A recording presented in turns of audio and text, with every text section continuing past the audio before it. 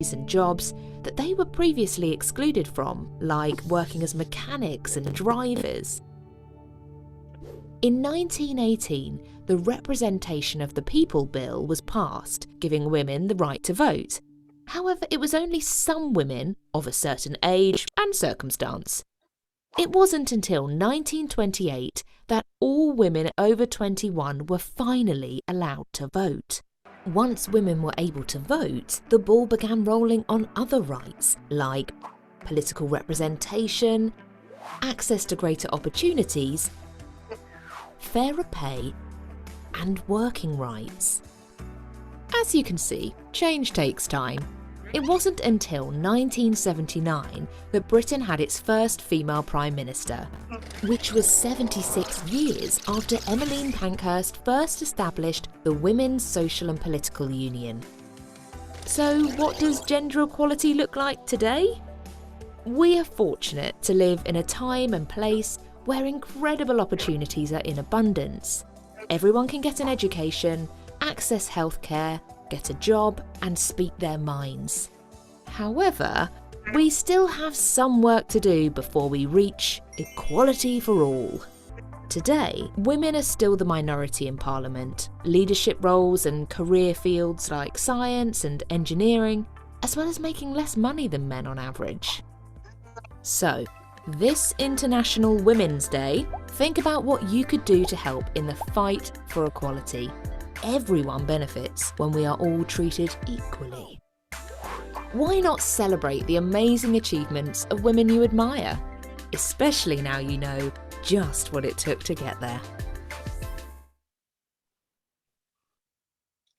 Sanjina, back to you.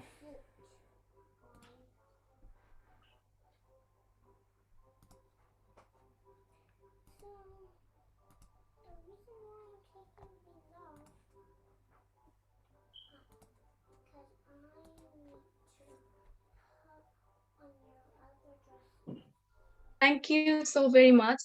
What a powerful presentation on International Women's Day. I thoroughly enjoyed. Hopefully you too. Now I'd like to move forward to the founder and the chair of Nari Chetona UK, the Nazneen Sultana Shikha. She has established this organization in 1995 to help the disadvantaged Bangladeshi women in Bangladesh in various fields. She stood by women in work, family, social crisis.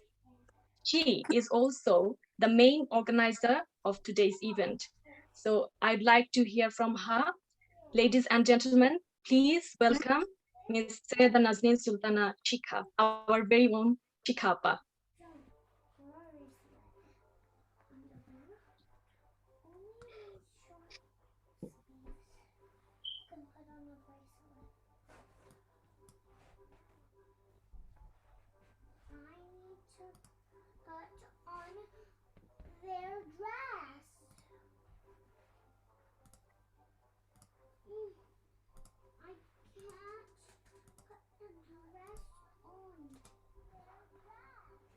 Chikapa, unmute please.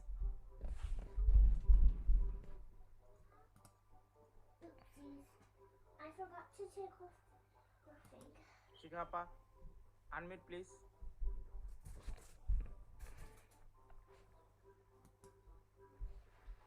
So you don't need to wear your pants.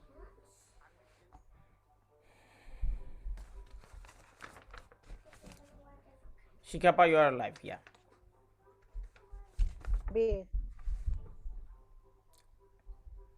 We can hear you. You can speak now. Shikapa, you are alive. Yeah. Can you hear me? Yes. Oh, shall I go back again from beginning? We can hear you. You can speak now. Okay. Sorry about that. Ladies and gentlemen, very good morning, afternoon or evening to everyone, wherever you are in the world. Today we are celebrating International Women's Day.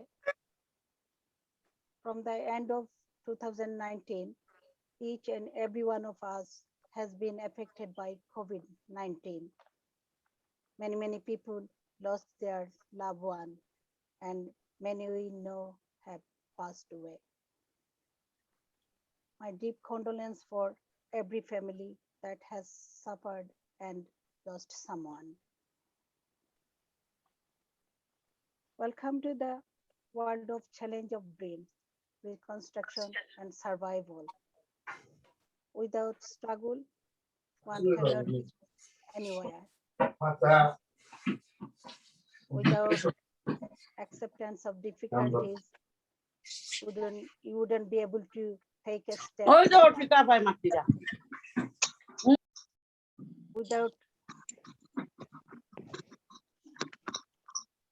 struggle,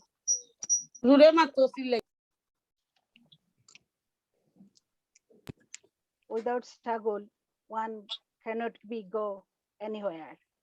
And without courage, you are no one. Courage is the first step.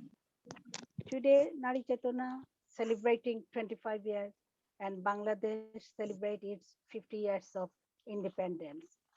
Most importantly, today we are celebrating 2021st International Women's Day.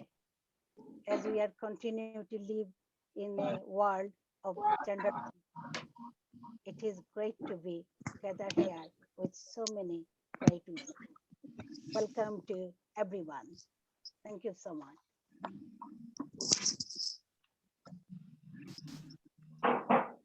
Thank you so very much, Shikapa, for such a beautiful event, for bringing us together under the same umbrella. We are very happy and delighted to be a part in celebration of the International Women's Day, as well as the Golden Jubilee of the independence of Bangladesh. Moving forward to our panelists, we have got such powerful women today with us. We'd be listening from them, their experiences, the challenges they have taken since they started their career, and how they are coping up with the changes, how they have been experiencing since they started till now. So to begin with, we have the privilege to get the presence of Ms. Shamim Akhtar Chaudhry. She is an efficient journalist of 80s and also a teacher. Came to Britain in the 70s. She graduated from Dhaka University and studied further after coming to this country. She has worked with BBC Bangla and also Voice of America. Ladies and gentlemen, please welcome Ms. Shamim Akhtar Chaudhry.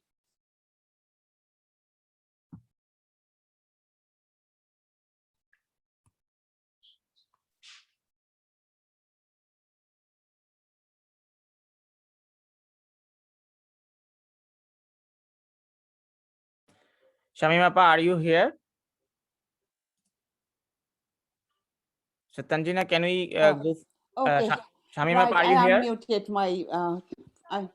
Yeah. Yes, I'm here. Can you hear me now? Yes, that's fine. Your audio is all right. Yes. Okay. My audio is right, but Yeah. unfortunately, you cannot see me. Good for me. I can see you all. Well, thank you very much for inviting me to join you today. It's an opportunity and it's a privilege for me. If you ask me what you want to know from me, I mean, okay, thank you very much. You you asked me to join you. I joined you, but exactly what you want to know from me? All right.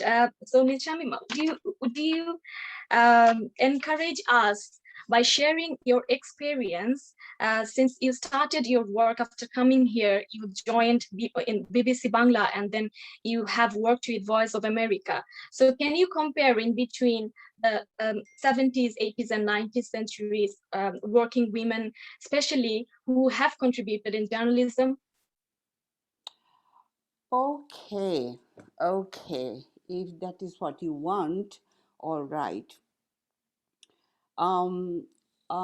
As because a lot of women here, we are all Bengalis, so in mostly I'll speak in Bengali, but also in between explaining my experiences in short to you, I'll also speak in English as much as possible. Well, I came to this country during 1970s, early 70s, as soon as I finished my MA in Dhaka University. But I started my radio career back in Bangladesh with Bangladesh Betar in 1972. When I came to this country as a student, I went to the college. I did some studying here, few years, and then I fall in love with a man. I got I Sorry married to him. interrupt. So that made all the differences, right? So you have sacrificed your long career in Bangladesh, and just because you've I fallen have in to love say, with the man of your no, life, no, my now you've dear, started from zero after coming to this country. no, If I I only explain this like this, is it okay? Or would it have any spot disputes? that there you are spot on. Exactly, it's not my it's not me sacrificing my career, but it's the wave of life, you know. It goes on like that. Mind you, in those days back in 60s when I grew up in my country, our we didn't think of building up a career, first of all. Let me put it this way. I mean, if I look back to my own family, my elder sisters, they went to the school, but none of them completed even school finals.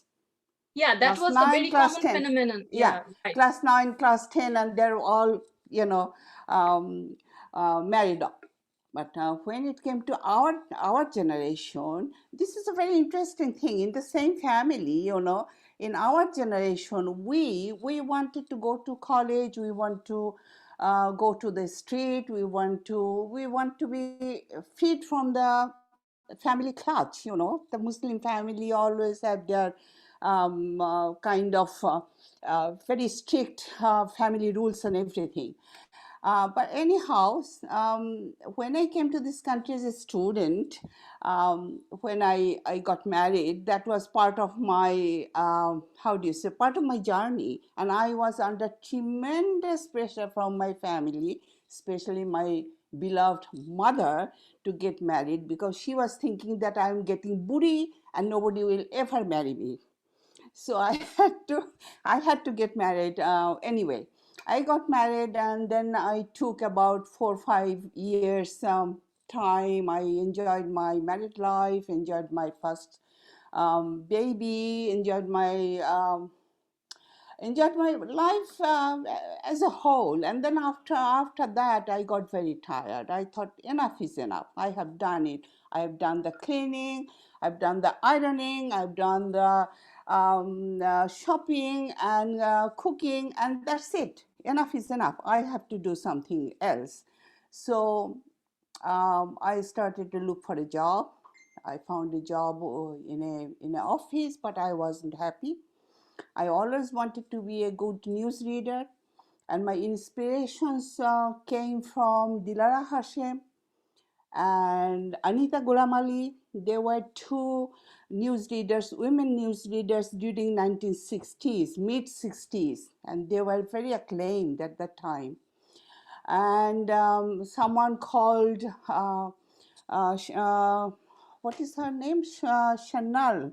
Her name was Nilima Shanal from Akashbani, Kolkata. She was Right. also very well known. And I used to listen to them and I used to think, I want to be like them. I want to be like them. Anyhow, I contacted BBC during 80s, early 80s. I got my voice tested and I had to sit for a exam, you know, and I got a chance to work for them. And I worked with them about 19 years. If you ask me how the life was with BBC in those days, it was tough with the then Bengali men colleagues who were very senior than us. They came from Bangladesh during 50s, so they have their ideas about women set. You know, their mindset was like two generations before. So they were kind of very brotherly type. You know, they want to do things they want to do. They wouldn't give us any opportunity to show what we can do as a woman, as a girl, or whatever. So that was a struggle. You have to join one of their clan. There were 3 clans at the time in BBC existing in BBC Bangla Vibhag, and you have to join to either one of them. Yeah, I enjoyed that fight. I had a big fight, and I thoroughly enjoyed. And I was very mouthy at that time, you know. I remember one person was there, Mr. Nurul Islam. We used to call him Nuru Bhai. He was he was a very sneaky man. He was a very talented.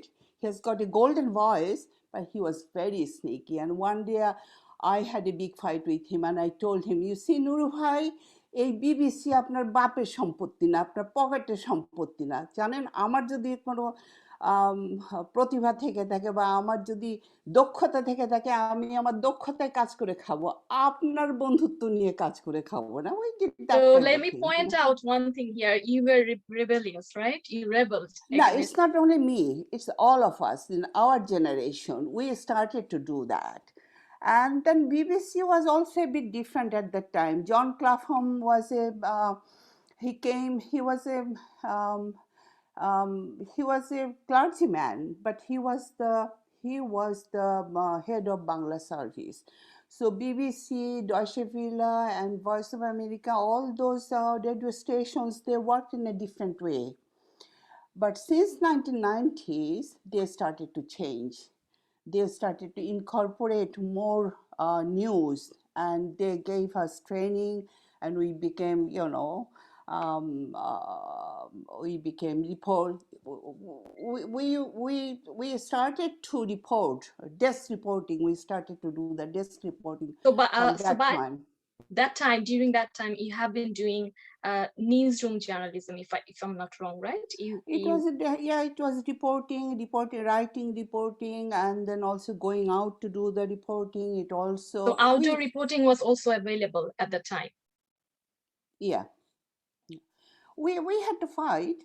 There was a fight, but yeah, we did that. We came through that.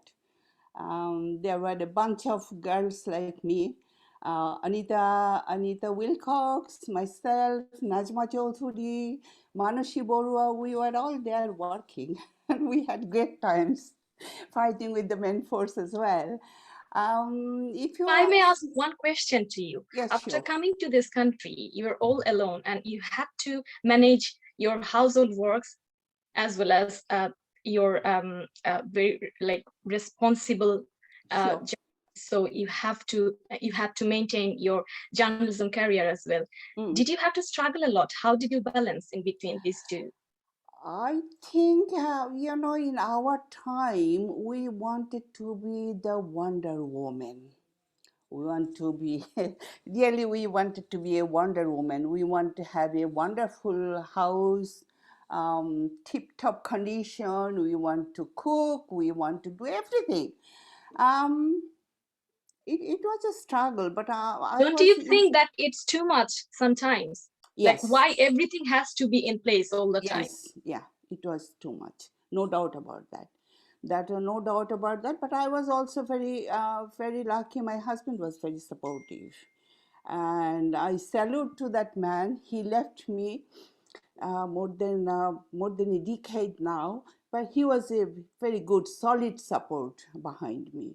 And my children, I have got 2 sons. They were supportive as well, and friends and families. Yes, it was a hard life. It was much harder life for us. Yes. Thank you so very much, Shamim Akhtar Choudhury Appa, for joining us today. I thoroughly enjoyed talking to you, and I'd love to hear from you once we're offline too. So thank you so very much. Moving forward to our next powerful woman of today's event.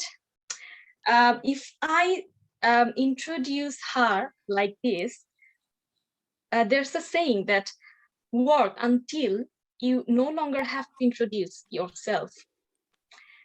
If you may guess, the journalist I'd like to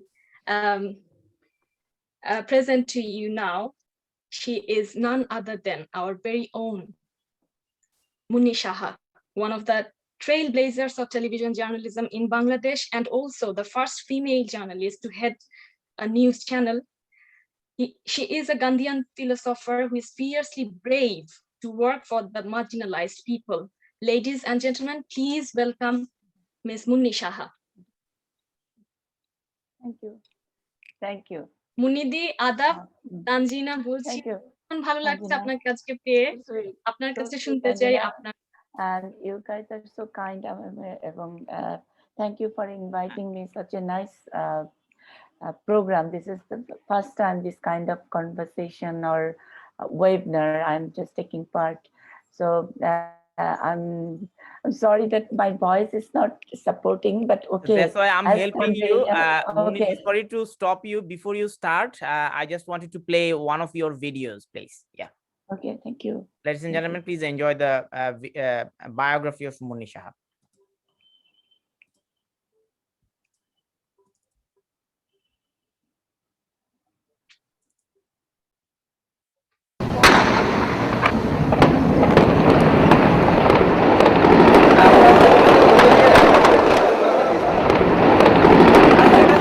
সম্পূর্ণ টাকা তারা আত্মসাৎ করছে, সেই টাকা চাইছে, তারা বলছে না এটা দেওয়া হবে না, এটা বিভিন্ন খাতে খরচ হয়ে গেছে।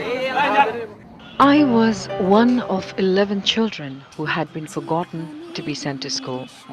My elder brother was my playmate, my best friend. I used to wait outside of his classroom for him to come out and play with me. I learned and memorized most of his homework by just waiting outside his classroom. One of the teacher noticed me, and he was kind enough to take me into his class. Not only that, he also registered me as a new student in the school. I was registered as Munni Begum, as Begum is a very common last name in Muslim-dominated country like Bangladesh. I was too embarrassed and too shy to acknowledge that I am not Munni Begum, but Munni Shaha. অনেকটা একই গল্প চুনিয়াহাটির হাজেরা বেগম আর Hasina বেওয়ার। I once wrote my aim in life essay when I was young that I would like to be a doctor when I grow up. However, even in my dream, I never pictured myself as a physician. At that time, I didn't know about journalism, but I had the dream to be someone who will stand shoulder to shoulder with people and give them a voice. I wanted to know and to understand people, their likes, dislikes, love, sorrows, struggle, aspirations, their satisfactions. I always wanted to represent the unheard voice of the disadvantaged who had no platform, no microphones. I wanted to be their eyes in seeing the world and show things differently. আমি জানি যে তুমি একটু একটু দেখতে পাও। জি, মানে আপনার কথা অনেক শুনেছি, আপনাকে অনেক দেখেছি টেলিভিশনে। I never desired to be a celebrity or a famous person to alienate myself from people or build a wall to separate myself from humanity. I wanted to be the bridge to connect people, to get closer to them. Today, after a long walk on this path, I find myself surrounded by the people I love, the people I'm working hard for, the people I am aspired to help. These people find me as their voice. They feel comfortable sharing and telling me their stories. It is true that in the past I couldn't stand up for myself to let my teacher know that my real name is Munni Shaha, not Munni Begum. I've always been Munni Shaha. I am Munni Shaha. Today, Munni Shaha is a name known for being a courageous, fearless, and a brave journalist. যেটা দেখা যায় অমুক পৃষ্ঠায় অমুকের গ ইত্যাদি My journey to become a journalist took its own path, just like the way I was in school. Nobody held my hand or showed me the way. Today, I am humbled and grateful for the accomplishments achieved. I am happy knowing that every awaking moment I'm working shoulder to shoulder with the people I love, to be able to stand up for them and to stand beside them. সেই দরজা খোলার সুযোগ বাংলাদেশ কতটুকু নিতে পারে সেটার জন্য সময় কথা বলবে। Munni Saha, ATN news, Riga, Latvia. I was born on October 2nd, the same birth date as of Mahatma Gandhi's, only 100 years younger. I am inspired by Mahatma Gandhi's work, but I do not dare to compare myself with him. I do want to model after him. As Mahatma Gandhi used to say, my life is my messages. And that is what I strive to do. That, my work, is my message.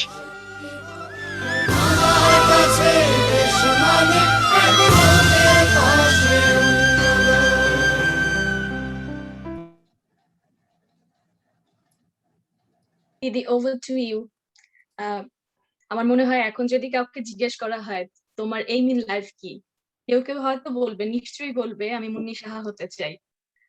আপনার কাছে শুনবো, আপনার journey সম্পর্কে জানতে পারলাম, কিন্তু আপনার struggle এবং চ্যালেঞ্জেস যখন থেকে আপনি জার্নালিজম শুরু করেছেন, আমি জানি যে আপনি প্রিন্ট মিডিয়া থেকে শুরু করেছেন এবং সেখান থেকে ধীরে ধীরে ধাপে ধাপে বাংলাদেশে যখন টেলিভিশন জার্নালিজম শুরু হলো, আপনি শিখেছেন এবং এখন আপনি আমাদের একজন রোল মডেল। তো এই যে দীর্ঘ আপনার যাত্রা, এই যাত্রায় আপনি যেমন বলছিলেন আপনার পিএফ লাইন ছিল একটা, যে বাংলাদেশ কোথায় যাচ্ছে, বাংলাদেশে নারীদের এখনকার অবস্থান সম্পর্কে আপনার মূল্যায়ন জানতে চাই। আমি জানি না আমি কোথা থেকে শুরু করব বা কোথায় গিয়ে দাঁড়াবো কে। শুধু ট্রান্সফরমেশনটা আমি কিন্তু শামীম আপার কথা শুনছিলাম, মানে সবারই বোধহয় শুরুর গল্পটা একই রকম। 1995 এর গল্পটা বলি। তখন খালেদা জিয়া পাওয়ারে, তিনি প্রাইম মিনিস্টার, আমি ভোরের কাগজের রিপোর্টার, স্টাফ রিপোর্টার। তো তখন ওই একটা প্রাইম মিনিস্টারের প্রোগ্রাম এবং মেয়েদের বৃত্তি একটা মানে এডুকেশনের উপরে কোন একটা প্রোগ্রামে আমি কভার করতে গেছি, যেখানে জার্নালিস্টরা যেখানে বসে ইউজুয়ালি গেস্টরা বসেন, তার পাশে একটা জার্নালিস্টের জন্য আলাদা করে জায়গা থাকে, আমি সেখানে বসেছি। তো এসএসএফ এবং সিকিউরিটির লোকজন বারবার এসে বলছে, এই উঠো উঠো এখান থেকে, যাও যাও। তো আমি বারবার করে খুব মানে তীক্ষ্ণ চোখে তাকাচ্ছিলাম। তো অনেকবারই বিরক্ত করছে, কারণ আমি ওই যে 2-3টা রো ছিল জার্নালিস্টের মধ্যে, আমি একাই মানে একজন, একটা পিঙ্ক ড্রেস পরা, সুন্দর 2 বেনি করা, হাতে নোটবুক, ব্যাকপ্যাক পেছনে। তো এক সময় একেবারে প্রোগ্রাম যখন শুরু হয়ে যাবে, প্রাইম মিনিস্টার মানে তখন খালেদা জিয়া মাত্র ডায়াসে মানে উঠবেন, তখন একটা এসএসএফ এর লোক এসে আমাকে টানতে টানতে নিয়ে গিয়ে বলে, যাও ওখানে গিয়ে বসো পেছনে, মানে বাচ্চারাও এসছে অনেক, ওখানে গিয়ে বসো। তা আমি বলছি, কেন ওখানে বসবো কেন, ওখানে তো স্টুডেন্টরা বসছে, এখানে তো জার্নালিস্টের জায়গা। হ্যাঁ, এটা কিন্তু জার্নালিস্টের জায়গা, এখানে এখানে তুমি বসতে পারবে না। তো আমার পাশে অন্য কলিগরা সবাই হাসছে, বলে কি এক্সকিউজ মি, উনি তো জার্নালিস্ট, উনি মুন্নি সাহা কাজ করেন। তো বলে, মেয়েরা আবার সাংবাদিক হয় নাকি, যত সব বলে চলে গেলেন গটগট করে। যাই হোক ওইটা। আর তারপরে আজকে 2000 মানে আমি 94 সালের কথা বললাম, আর আজকেও যদি মানে আপনার মতো করে আপনার কথা চুরি করে যদি বলি যে কোথাও স্কুলে মানে আমরা তো যেমন খুশি তেমন সাজ এরকম শুনি প্রায় সময় এখনো, মানে আমি আমি খুব শাই ফিল করছি এই কথাটা বলতে। আমাদের ঢাকার বাইরের করেসপন্ডেন্টরা প্রায় সময় আমাকে একটা ছবি পাঠায় যে দিদি অমুক স্কুলের পুরস্কার বিতরণী খেলার অনুষ্ঠান দেখেন, মুন্নি সাহা সেজেছে। বানু আপা আছেন আমার আজকে এই গেস্টের মধ্যে। আমি যে আম, আমরা এই ইটিভিতে থাকতে আমি একটু কনভিনিয়েন্ট পোশাকটা পরতাম, কনভিনিয়েন্ট ফর মানে আমি আমার একটা বিরাট বড় ট্রাইপড ক্যারি করতে হতো, প্রায় 20 কেজি ওজন, কাঁধে ব্যাগের মধ্যে ব্যাটারি থাকতো 6 কেজি ওজন, এবং সেই সময় নিশ্চয়ই বিরাট একটা ওড়না, এরকম ঢাকায় আমরা যেরকম কাপড় পরি সেটা পরে আসলে মুভ করা একটু কঠিন ছিল।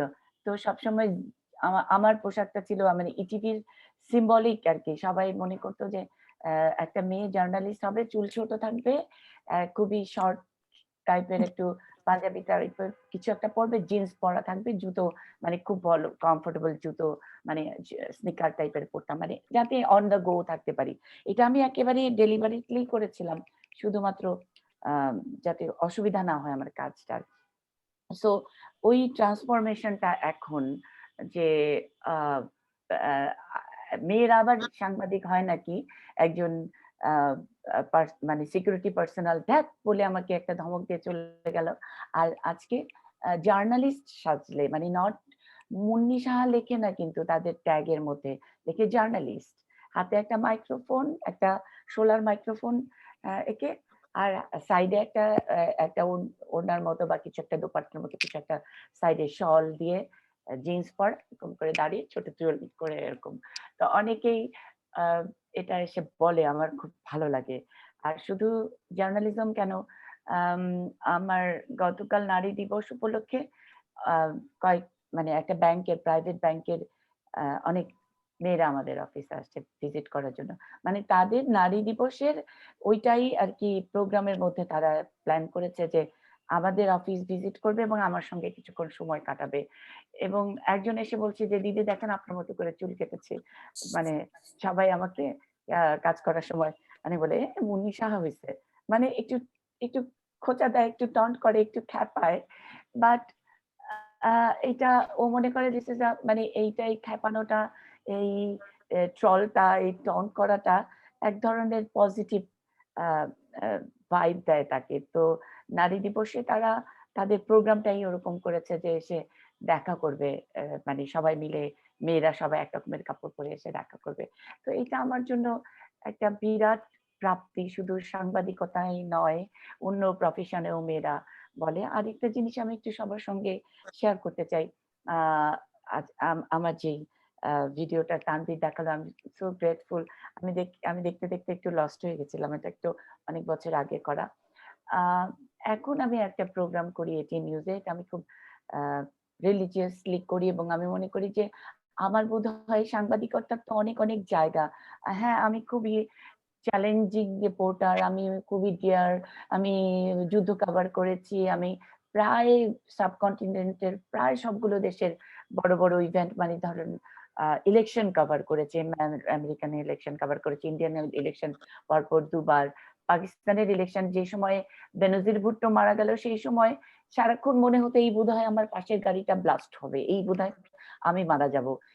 অথবা যখন নাকি বেনগাজিতে যখন যুদ্ধটা শুরু হলো সেই সময় আমার লাস্ট ফোনো ইন্টারভিউ ছিল যে এটি নিউজের দর্শক আপনারা যারা শুনছেন, আমার নেটওয়ার্ক শেষ হয়ে যাচ্ছে, আমি নেটওয়ার্কের বাইরে চলে যাচ্ছি, যুদ্ধের অবস্থা আমি জানি না, তারপরে আবার আপনাদের সামনে এসে মুন্নি সাহা এটি নিউজ বলতে পারবো কিনা, এরকম একটা পে অফ লাইন আমি বলেছিলাম। পুরো মানে বাংলাদেশের লোকজন নাকি খুব হাউমাউ করে কান্নাকাটি করেছে। তো এক জীবনে আসলে এর চেয়ে বেশি প্রাপ্তি আর লাগে না। তারপরেও মানে হার্ড হিটিং রিপোর্টার বা পলিটিক্যাল রিপোর্টার বা টাফ কোশ্চেন করি, সেগুলি সবকিছুর বাইরে এসে আমার আজকে এই বয়সে এখন এসে আমার মনে হয় যে একদম প্রান্তিক মানুষের জন্য কাছে বসে পাশে বসে যদি কিছু করা যায়, সেটা আমি গত 10 বছর আগে শুরু করেছি। মেয়েদের স্বাস্থ্য নিয়ে একটা কাজ করি, প্রতি সপ্তাহে এই অনুষ্ঠানটি যায়, কানেক্টিং বাংলাদেশ। এই অনুষ্ঠানটি শুরু করেছি 2011-তে। তখন আমার বস, আমার গুরু, আমি যাকে এখনো মাথার উপরে, মানে তিনি আমাকে গাইড করেন, কোথাও আটকে গেলে আমি 5 মিনিট ধ্যান করি এবং আমি মিশুক স্যারের কাছ থেকে গাইড নিই, উনি কোথাও থেকে আমাকে বলেন এটা করো না ওইটা করো। তো মিশুক স্যার শুরু করেছিলেন এবং আমাকে তখন বলেছিলেন যে তুমি তোমার নামে করো, যে মিটিং মুন্নি সাহা আর টক টু মুন্নি সাহা এই টাইপের করো। আমি অতটা সাহস করিনি, ফ্র্যাঙ্কলি বলি, বাংলাদেশের মতো একটা দেশে আমি এতটুকু করতে পারছি, এটাই আমার জন্য যথেষ্ট। মানে রিজ খানের শোর মতো বা আমি বলি ক্রিশ্চিয়ান আমানপুর শো এর মতো সেগুলো করার মতো মানে অতটা আমি সাহস করিনি, কারণ আমি জানি না কখন কি হয়, কখন কে কতটুকু সহ্য করতে পারে। সে কারণে নামটা আসলে কানেক্টিং বাংলাদেশ। বাংলাদেশ মানে সাহসের সঙ্গে প্রতিদিন দেখা হওয়া। তো সে কারণে মেয়েরা আমাদের সঙ্গে, গ্রামের মেয়েরা আমাদের সঙ্গে কানেক্ট হয় একেবারে উঠানে বসে প্রত্যন্ত এলাকায়, যেখানে নাকি স্বাস্থ্যসেবা নেই। সেখানে আমার মানে রিসার্চটাও আমি করি। এখানে কোন জেলায় যাব, কোন জেলায় যাব, কোন চরে যাব, কোথায় মেয়েরা কখনোই হয়তো কোনোদিন ডাক্তার দেখেনি বা ডাক্তার ব্যাপারটা বোঝেনি, তাদের একেবারে যেই গাইনি ইস্যুস সেগুলো নিয়ে কথা। শুরুর দিকে আমার মনে আছে যখন 2011-তে প্রথম শুরু করলাম, তখন আমি লজ্জা পাচ্ছিলাম। আমাকেই উল্টো দিক থেকে কিছু মানে একেবারে গ্রামের নেত্রকোনার গ্রামের মেয়েরা কথা বলতে বলতে আমার সঙ্গে খুব ইজি হয়ে গেল। দিদি আপনাকে কি আছে, ছবি তোলে কেমনে, আচ্ছা ক্যামেরা কেমনে করে, এগুলো বলতে বলতে হঠাৎ বললো যে আমার তো পিরিয়ডের সময় পেট ব্যথা হয়, আপনার কি হয়? তো আমি মানে হোস্টের চেয়ারে বসে আমি ওইরকম একটি অনুষ্ঠান করা শুরু করেছি যখন, তখন আমি নিজে একটু শাই ফিল করছিলাম, ব্লাশ করছিলাম যে আমি এই প্রশ্নের উত্তরটা কি দিব। কিন্তু আমার স্যার আমাকে কানে কানে বলছিল যে মুন্নি তুমি কিন্তু চয়েস করে তুমি এই জায়গায় আসছো, তুমি বাংলাদেশের একজন hard hitting reporter, political reporter, but তুমি একেবারে সিদ্ধান্ত নিয়ে বলেছো যে তুমি গ্রামের মেয়েদের সঙ্গে তাদের সব সুখ দুঃখের কথা বলবে, সো জাস্ট ওপেন আপ। এবং আজকে যে এরকম অনুষ্ঠানটি হয়, আমি যদি একটু ক্লিপ দেখাতে পারতাম, আমি আপনাদেরকে রিকোয়েস্ট করবো কারো যদি আগ্রহ হয় আমার এই গল্প শোনার পরে, কানেক্টিং বাংলাদেশ জাস্ট মানে ব্রাউজ করলেই পাবেন এটিএন নিউজ কানেক্টিং বাংলাদেশ। যে কোনো একটা এপিসোডে যে কোনো 2-1 মিনিট দেখে নিতে পারেন, কি রকম প্রশ্ন করে আর কি রকম তাদের চাওয়া পাওয়া অপূর্ব। আমি মনে করি এটা একটা নীরব বিপ্লব। এবং গ্রামের মেয়েরা আমরা এখনো হয়তো শহরে দেখি যে অনেকে কভার করে, এবং এটা এক ধরনের প্রোটেকশনও। আমি সেই বিষয়টা নিয়ে বলতে চাই, বাংলাদেশে এটা যতটা না রিলিজিয়াস, কিছুটা নিজেদের প্রোটেকশনের জন্য, কিন্তু গ্রামের মেয়েরা খুব ওপেনলি 3-4টা ক্যামেরার সামনে থাকে, ক্যামেরা পার্সনের সামনে থাকে, যেই মাত্র আমাকে স্কাইপে অন হয় আর দেখে, তাদের মুখে কথায় খই ফোটে এবং নানা রকমের কমপ্লেইন যে আমার এখানে তো ব্রিজ নাই, আমার এখানে তো অমুক নাই, আরে মেম্বার তো টাকা চুরি করছে, আরে আপা জানেন না তো ভোটের সময় খালি আসে। সো এমন কিছু নাই তারা বলে না। এবং আমরা যে বলি ফ্রিডম অফ স্পিচ ইত্যাদি, আমরা সোশ্যাল মিডিয়াতে কাউকে ট্রল করব, কাউকে হেয় প্রতিপন্ন করব, কারোর সম্পর্কে হেট স্পিচ দিব, সেগুলো নিয়ে আমরা কতটা স্বাধীন কতটা অস্বাধীন এগুলো নিয়ে আমরা ডিবেট করি। But to be very frank, আপনারা যদি কাইন্ডলি ওই অনুষ্ঠানটা দেখেন, দেখতে পারবেন যে সরাসরি কিন্তু একটা মেয়ে তার যে নির্যাতনের কথা সেটা সরাসরি টেলিভিশনে বলে দিচ্ছে। তার এলাকার এমপি তাদেরকে ঠিকঠাক করে অ্যাড্রেস করছে না, সে ডাক্তার দেখাতে পারছে না, সেটা বলে দিচ্ছে। তিনি সিটিং গভর্নমেন্টের কোন জায়গায় কোনটা খারাপ হচ্ছে, একটা গ্রামের মানুষ, একজন গ্রামের মোটামুটি অশিক্ষিত মহিলা বলে দিচ্ছে। তারা এরকম করে বলে আমাদের কাছে হাসিনা খালেদা তো একই। তো আপনি ধরেন এটুকু যখন নাকি একটা ন্যাশনাল মিডিয়াতে তারা বলে এবং সাহস করে বলে, এবং সেটা তো আমাদের কখনো কোনো রকমের ঝামেলার মধ্যে পড়তে হয়নি এখনো পর্যন্ত, আমাকে কেউ বলেনি যে আপনি কেন এটা দেখালেন। এবং আমাদের এই প্রোগ্রামটা বাংলাদেশ টেলিভিশন, আমার এই প্রোগ্রামটা ওরা দেখায় আর কি, যাতে নাকি একেবারে টেরিস্টেরিয়াল যে রিচটা একদম রুট লেভেলের মানুষ দেখতে পারে, সেটা দেখায়। গত 4 বছর ধরে আমরা বিটিভির সঙ্গে একটা এগ্রিমেন্টে এটা দেখাই। সো আমার কাছে আমার মনে হয় যে অনেক কিছু, অনেক আমরা যদি নেগেটিভ কথা বলি, অনেক নেগেটিভ কথা বলতে হয়। মেয়েরা তো এখন ঘরে বসে আছে, তাদেরকে বাস থেকে ধাক্কা দিয়ে ফেলে দিল, এগুলো তো হবে। কিন্তু কথা বলা যে শুরু হয়েছে, প্রতিবাদ করা যে শুরু হয়েছে, একটা গ্রামের মেয়ে যে তার অসুস্থতার কথা বলে, তার স্বামীর সঙ্গে তার বনিবনা হচ্ছে না, সেই সময় কি করবে সেটা যে বলতে পারে, এই কম্প্রোমাইজের লাইফে তারা থাকবে না সেটা যে বলতে পারে এই বাংলাদেশে, এটাও কি কম কি? আমি মনে করি যে তাদের সঙ্গে থাকাটা এবং 10 বছর ধরে এত নিবিড় ভাবে এই বিষয়ে কাজ করাটা আমার জন্য আমি মনে করি আমি খুবই লাকি এবং সেজন্য মানুষ এতটা ভালোবাসে। আপনি যেমন করে বললেন, অনেকে যেমন করে আমাকে ওয়েলকাম করলাম। সো মানে আমি কি বলবো? I am blessed. আমি We're এই also ফোরামে blessed to কথা have you, বলতে Didi. Thank you so very much for sharing your experience, and you are truly connecting Bangladesh through your journalism. Thanks for that. And we'd like to hear from you more in recent future, coming future, sorry. So thank you, Didi. I would like to move forward to our next guest, our next panelist. She is none other than Ms. Geeta Sehgal, the author, journalist, and documentary filmmaker. She has been a co-founder and active member of women's organizations. She has also been head of Amnesty International's gender unit and has opposed the oppression of women in particular by religious fundamentalists. We'd like to hear from Ms. Geeta Sehgal now.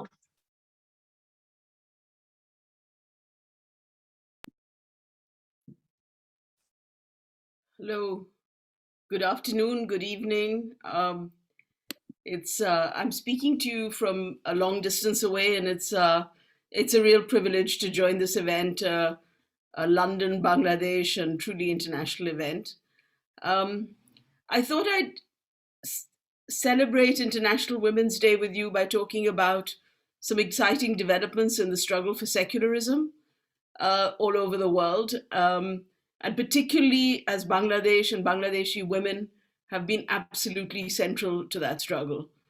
And I also want to talk about some very major threats to secular states and to secular spaces worldwide. So in this time, with the pandemic still raging, although we can see an end to it with the vaccine program going on, but it's a time of course, great sorrow, because particularly in Britain, Bangladeshis and other minorities in Britain have been very, very badly hit. And people I know have been dealing with their families, have been dealing with losses, sometimes many losses of dear relatives within one family. And so it may seem at this time, which has been such a hard year, this past year, it may appear that the separation of religion from state is the least of our worries.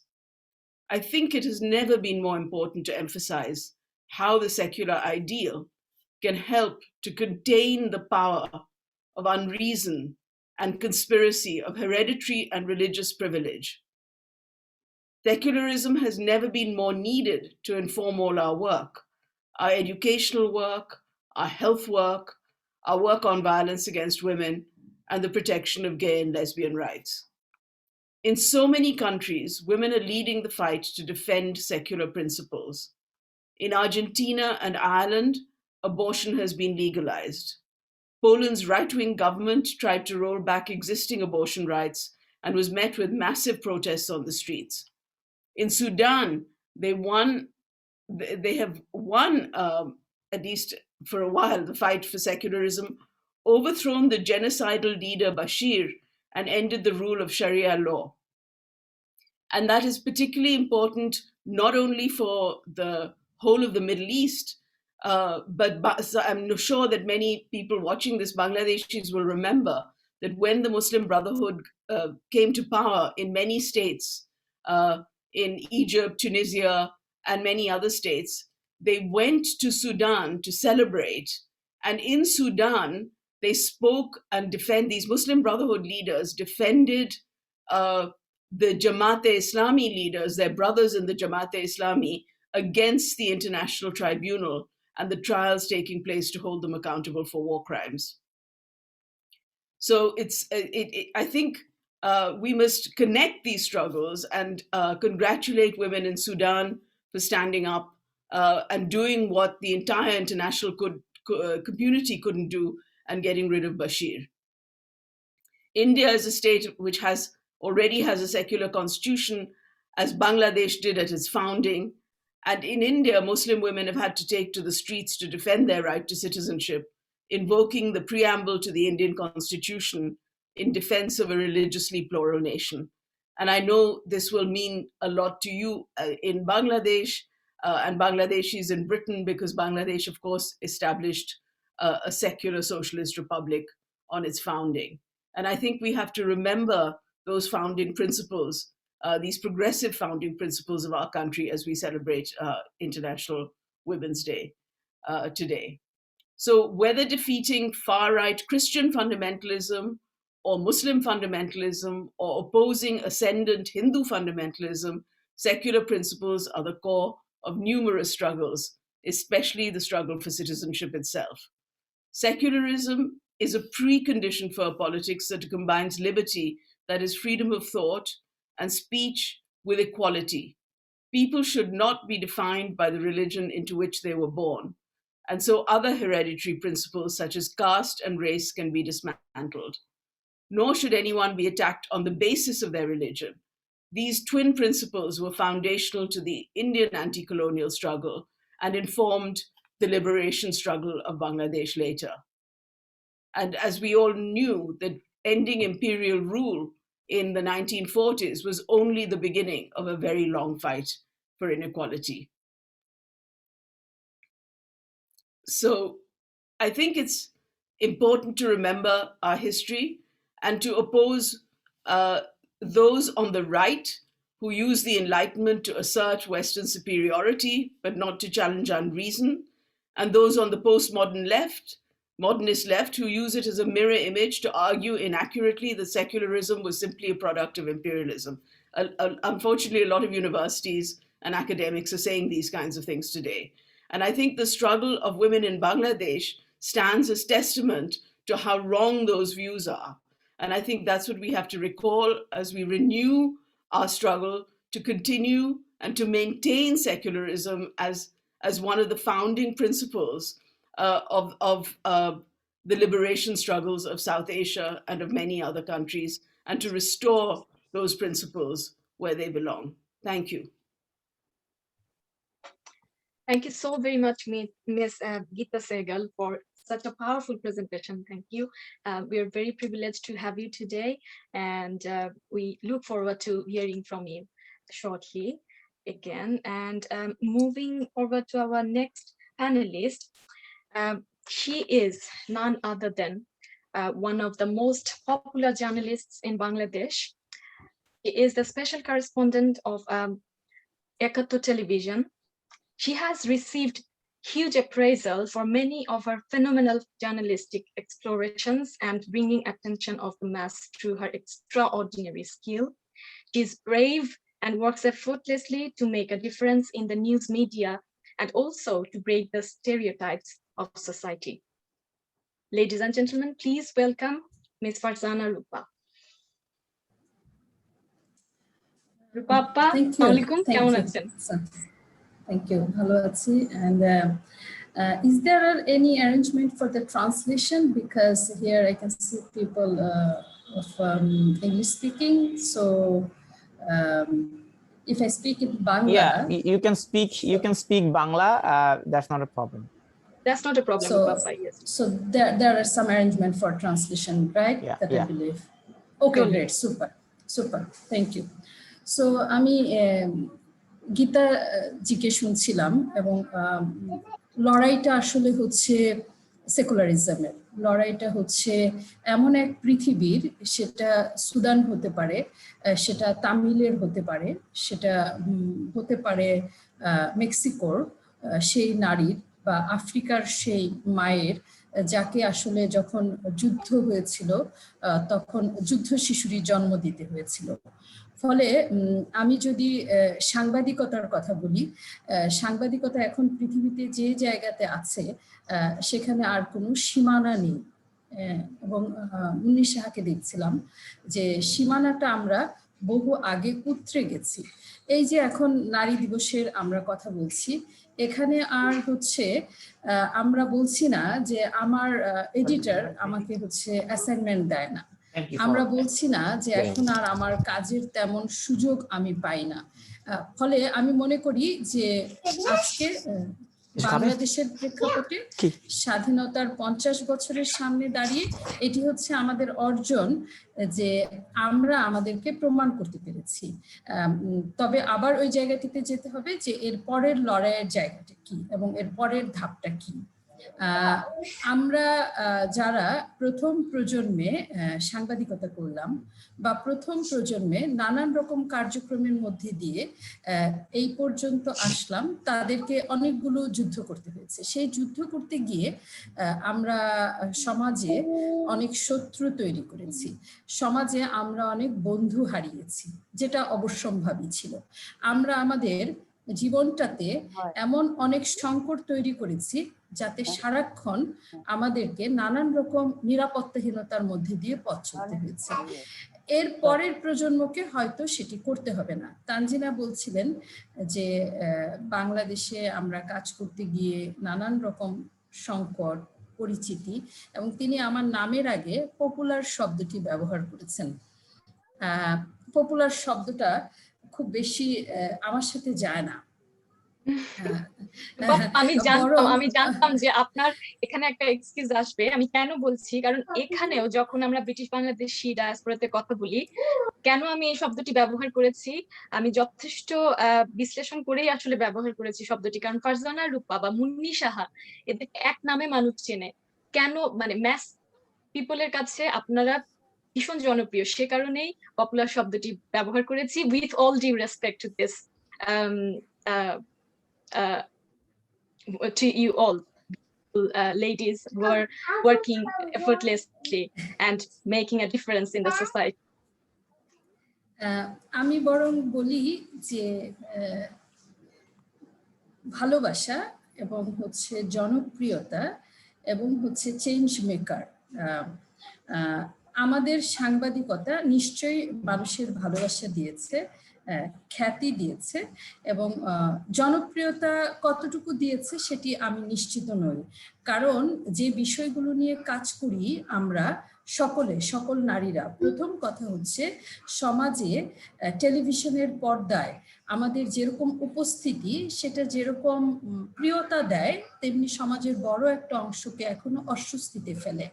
যে মধ্যরাতে টেলিভিশনের পর্দায় একটা মেয়ে সমাজের গুরুত্বপূর্ণ রাজনৈতিক, অর্থনৈতিক, দান্দিক ইস্যুতে সঠিক প্রশ্নটি জোরের সাথে, আত্মবিশ্বাসের সাথে করছে এবং পাল্টা জবাব দিচ্ছে, এটি সকলের জন্য সম আনন্দের নয়।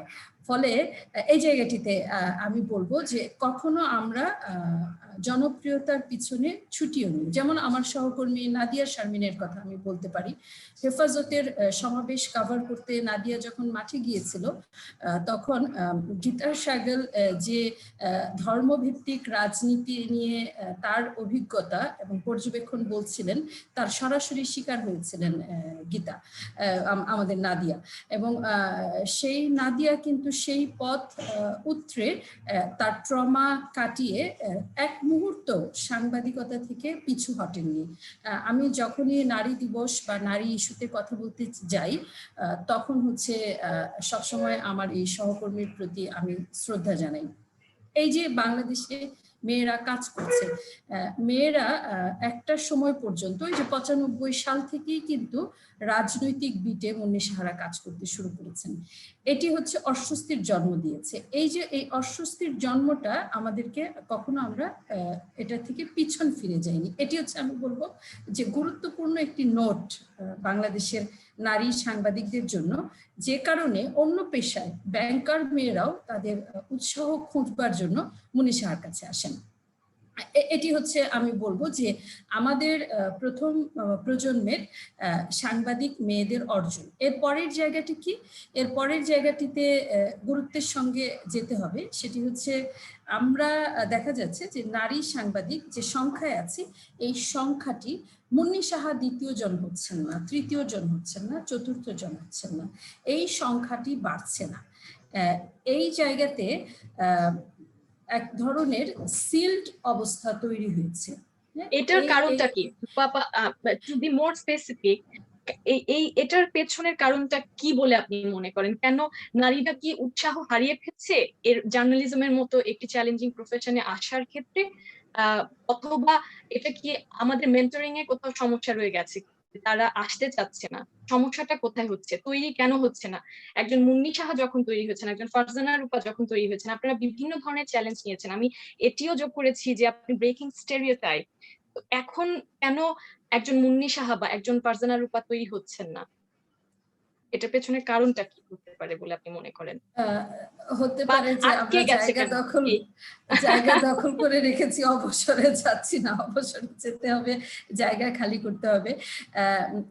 অ্যাপার্ট ফ্রম দ্য জব, আপনার হচ্ছে এখন পর্যন্ত ওই যে বললাম যে অস্বস্তিটা যেমন সমাজে আছে তেমনি বার্তা কক্ষেও কিন্তু আছে, যে বার্তা কক্ষেও সিদ্ধান্ত গ্রহণ প্রক্রিয়ায় যতটুকু পারে মেয়েদেরকে এখন পর্যন্ত একটু দূরে সরিয়ে রাখা। কারণ একটা মেয়ে যেভাবে সেকুলারিজম নিয়ে কথা বলে, যেভাবে হচ্ছে আধুনিকতা নিয়ে ভাবে, তার নিজের লড়াই করবার কারণেই একটা মেয়ে যেমন করে সমাজের সংকটকে দেখে এবং কোনো ধরনের সমঝোতা না করে, সমঝোতা করবার তার কোনো ধরনের সুযোগই নেই, এটি অসম্ভব। ফলে হচ্ছে তাকে সকল পর্যায়ে নেওয়াটা অনেক সময় আমাদের যারা ব্যবস্থাপক থাকেন তাদের জন্য কঠিন হয়ে যায়। সেই জন্য আমি বলবো মেয়েরা উৎসাহ হারিয়ে ফেলছে না। উৎসাহ হারিয়ে ফেলার, যেমন আমাদের ৭১ টিভিতে আমি বলতে পারি এখন পর্যন্ত আমাদের বার্তা কক্ষ অনেক মেয়ে চলে যাওয়ার পরও নারী প্রধান, এবং সেখানে সংখ্যার বিচারে, শতাংশের বিচারে অনেক বেশি নারী কাজ করেন। এবং সেই নারী বান্ধব পরিবেশ তৈরি করতে গিয়ে আমাদেরকে যেমন যেসব নারী হচ্ছে একা মা, সিঙ্গেল মাদার, তাদের জন্য বিশেষ ব্যবস্থাপনা করতে হয়েছে। আমাদের হচ্ছে মেয়েদের জন্য বেতন কাঠামো বিশেষ ধরনের তৈরি করতে হয়েছে। আমাদের প্রায় সময়ই হচ্ছে বিভিন্ন পরিবারের সদস্যদের সাথে কথা বলতে হয়, কিন্তু সংকট তো আরো গভীরে আছে, সেটিও যাওয়া।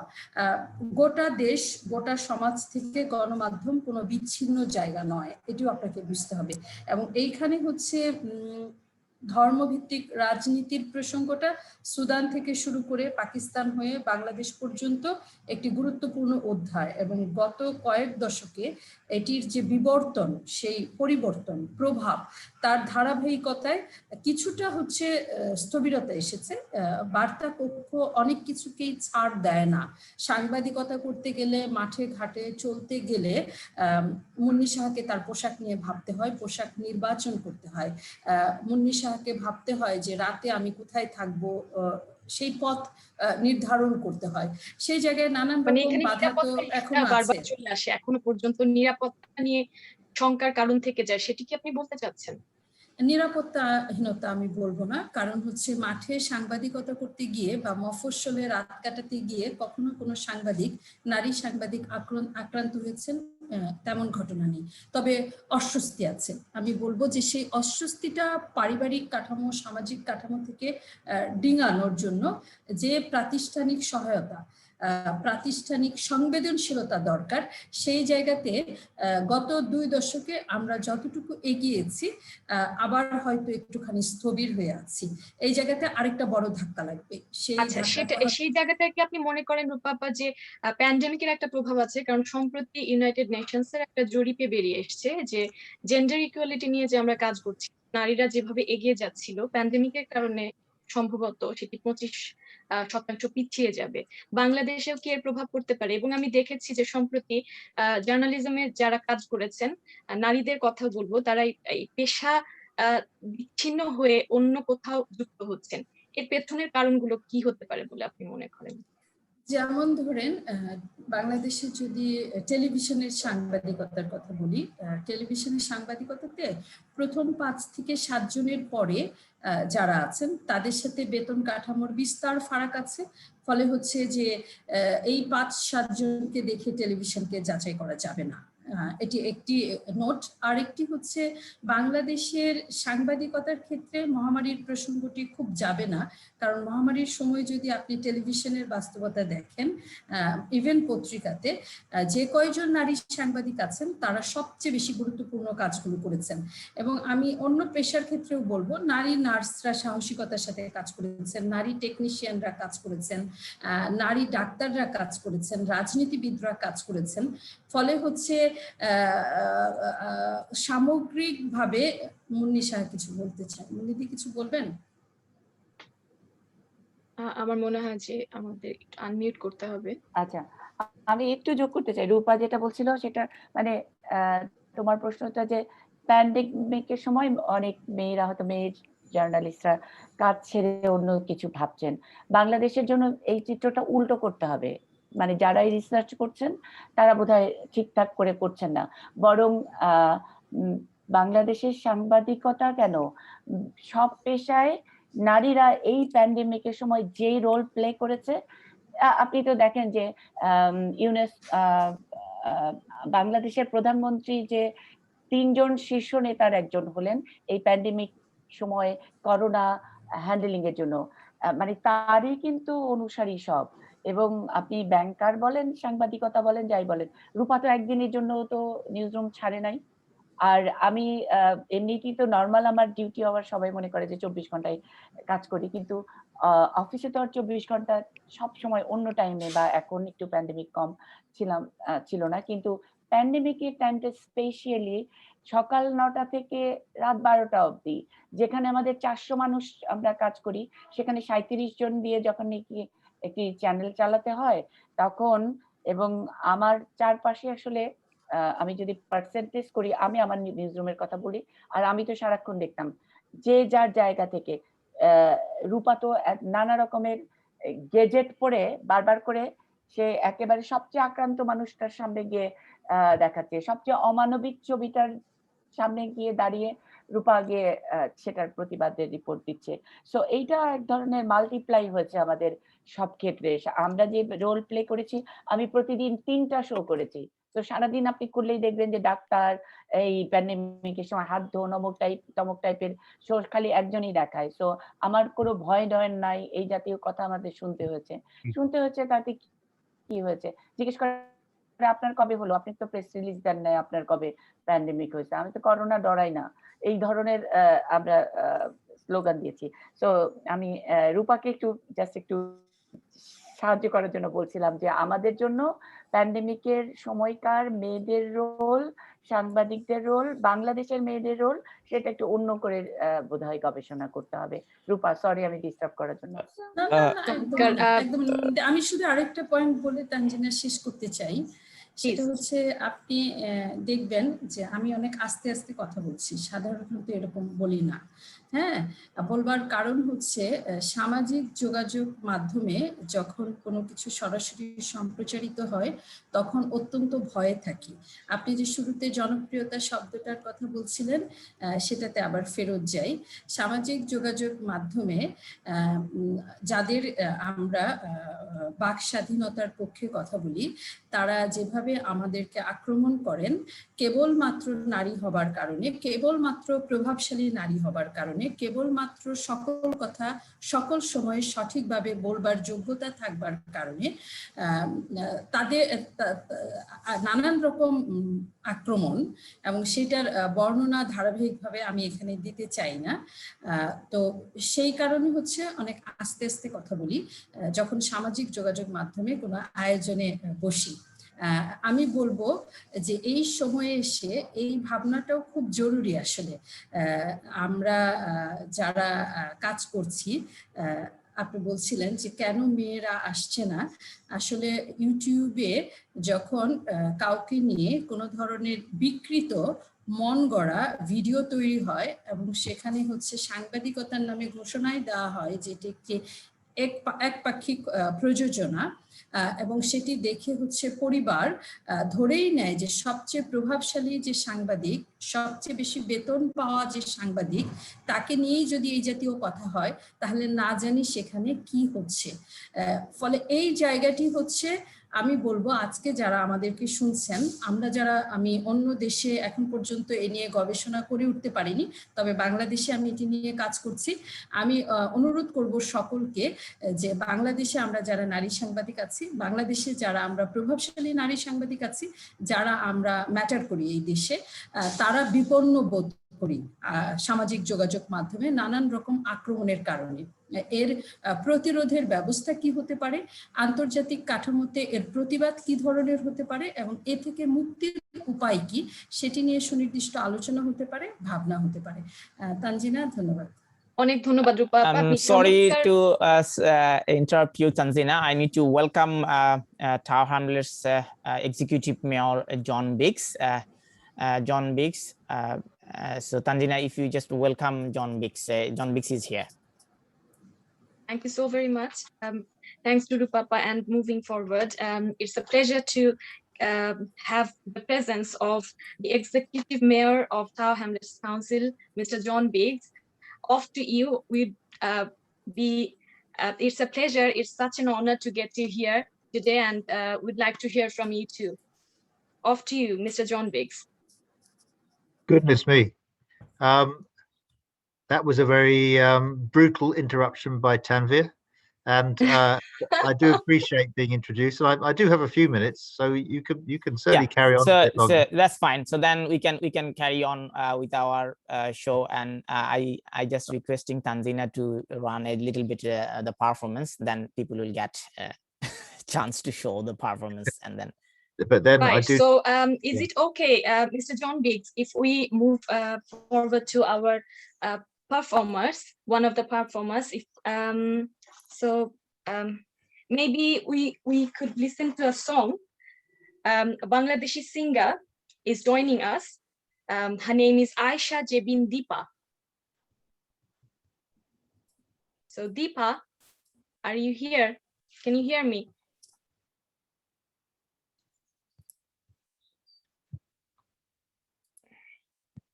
Yes. দীপা, অনেক ধন্যবাদ। আপনি অনেকক্ষণ যাবত আমাদের সঙ্গে যুক্ত হয়ে আছেন।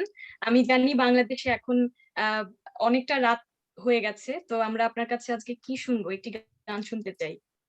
হ্যাঁ, আমি অনেক ধন্যবাদ আমাকে এত সুন্দর নারী জাগরণের নারী চেতনার এত সুন্দর একটা আয়োজনে আমাকে ইনভাইট করার জন্য।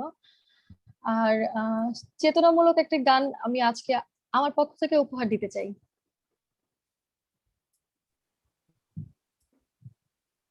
শুরু করুন please.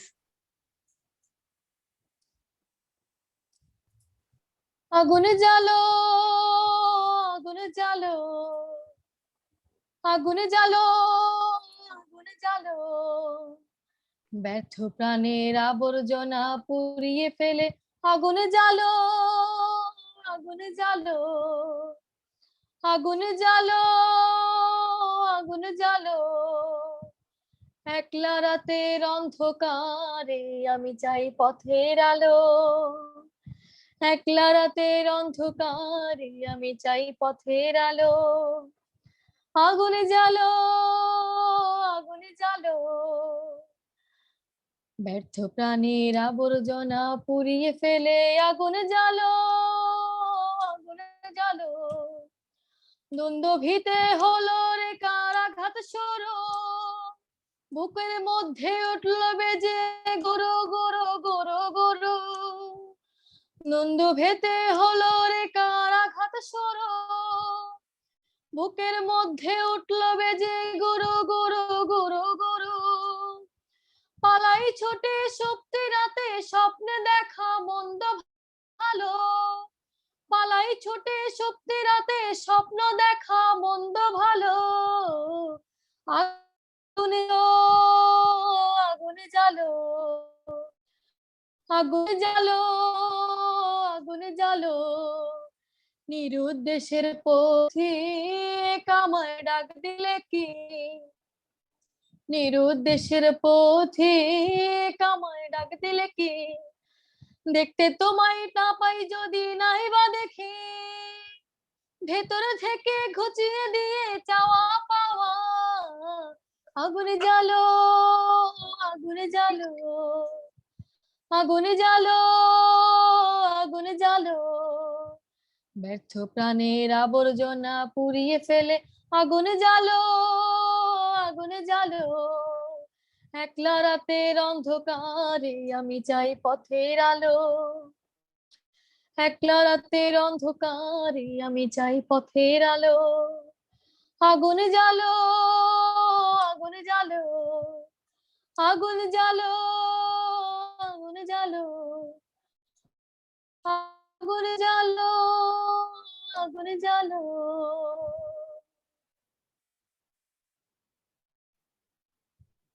What a powerful performance from Aisha Jebin Deepa. Thank you so very much for joining us. So enlighten the society with your with your inner power, with your inner fire. Moving forward to our next performance, which is a dance performance, and it will be presented by Bangladesh Academy of Fine Arts. It's a recorded version, and I'd like to give the credit to the choreographer who has marvelously choreographed this whole performance. She is none other than Farhana Chaudhry, Baby.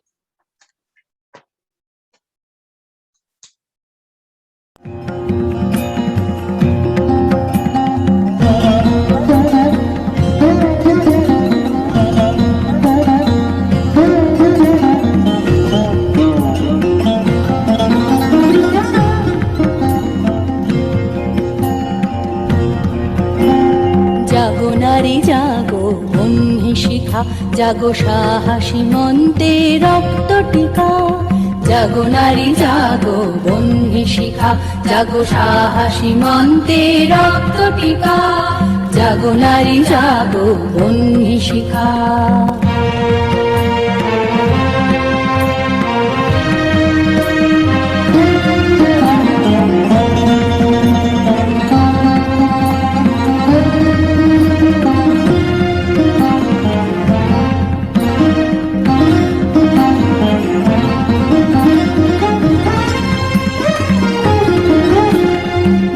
দিকে মেলি ডবলে লিহান রসনা, নেচে চলো উন্মাদিনী দিগ্বসনা। দিকে দিকে মেলি ডবলে লিহান রসনা, নেচে চলো উন্মাদিনী দিগ্বসনা।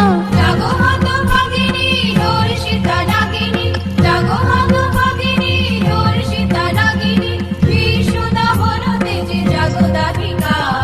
জাগো নারী জাগো বন্যী শিখা, জাগো সাহসী মন্তে রক্ত টিকা। জাগো নারী জাগো বন্যী শিখা।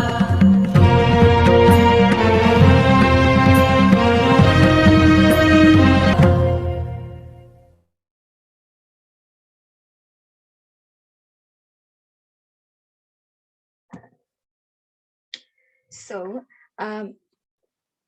now a special documentary would be showcased to celebrate the women empowerment and challenges in Bangladesh and in Britain in last 50 years. And this documentary is directed by journalist, researcher, and documentary filmmaker Tanvir Ahmed. Ladies and gentlemen, please let's watch all together this documentary, which is Women's Empowerment in Bangladesh, directed by Mr. Tanvir Ahmed. Thank you very much, Tanzina. I would like to give a special thanks to Nari Chetona founder and chairperson Syed Nazneen Sultana Shikha, who basically invited me to make a short documentary about the people's women's empowerment over the 50 years of Bangladesh, and as well as United Kingdom. Hope you'll enjoy it.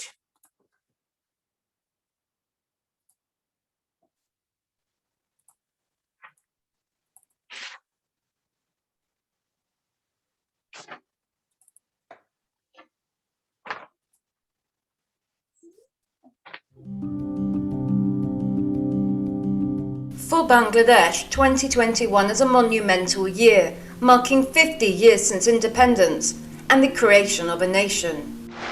এবারে সংগ্রাম আমাদের মুক্তির সংগ্রাম, এবারে সংগ্রাম স্বাধীনতার সংগ্রাম। জয় Bangla.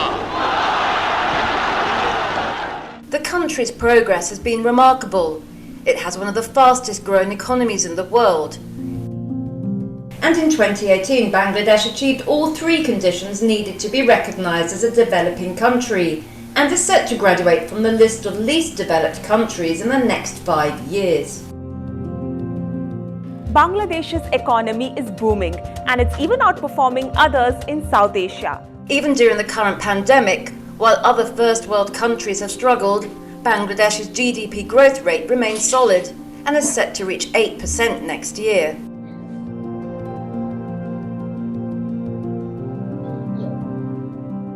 women have played an important role within a country that is currently led by a female Prime Minister. Sheikh Hasina has held the office since 2009 and was previously PM for another 5 years, making her one of the longest-serving female leaders in the world, ahead of Britain's Margaret Thatcher and Indira Gandhi of India. In Bangladesh's first parliament, there were just 15 women, but there are now 72 female MPs. In the current parliament, there's also 4 women ministers. Other than the Prime Minister, they're the Deputy Leader of Parliament, the Speaker and the Opposition Leader, while the opposition political party, the BNP, is also led by a woman, Begum Khalida Zia, who served as Prime Minister twice in the past. During Sheikh Hasina's reign, much focus has been placed on women's education. Free primary schooling is now compulsory for all children aged between 6 and 10 years old. Scholarships are offered to encourage women to study, and the hard work has paid off, as women are now considered equal to men when it comes to education.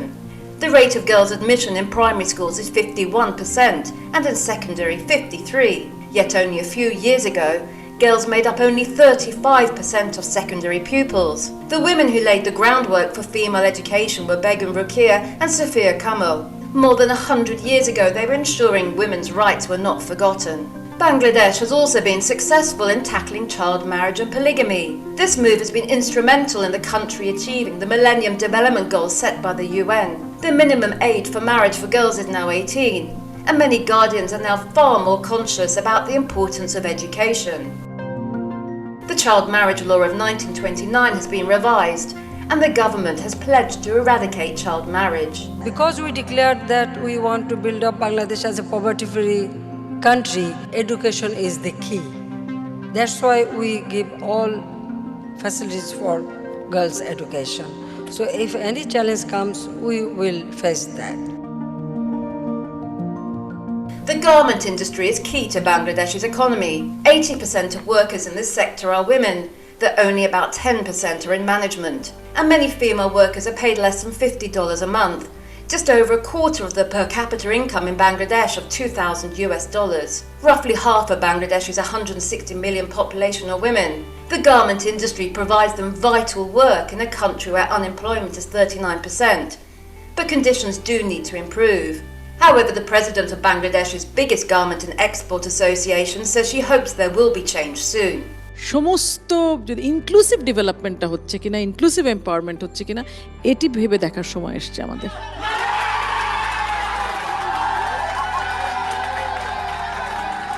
Women are also making their mark in sport, culture and journalism. Muni Saha was the first female news chief of a TV news channel, a pioneer in her day. And today there are many others. আমি নিরপেক্ষ সাংবাদিক নই, আমি 30 লক্ষ শহীদের চেতনার পক্ষে, আমি অসাম্প্রদায়িক সমাজের পক্ষে। In the sports arena, 2 Bangladeshi female athletes achieved gold at the South Asia Games in 2016. Mabir Akhtar Shimanto in weightlifting and the swimmer Mafusa Katunshila. In climbing, Nishrat Majumdar was the first Bangladeshi to conquer Everest. And Wasifa Nazrin not only climbed the highest mountain in the world, but went on to conquer the highest mountains of each of the 7 continents, the first person from Bangladesh to do so. The success of female athlete Sultana Kamal in the 1970s led the way for these women.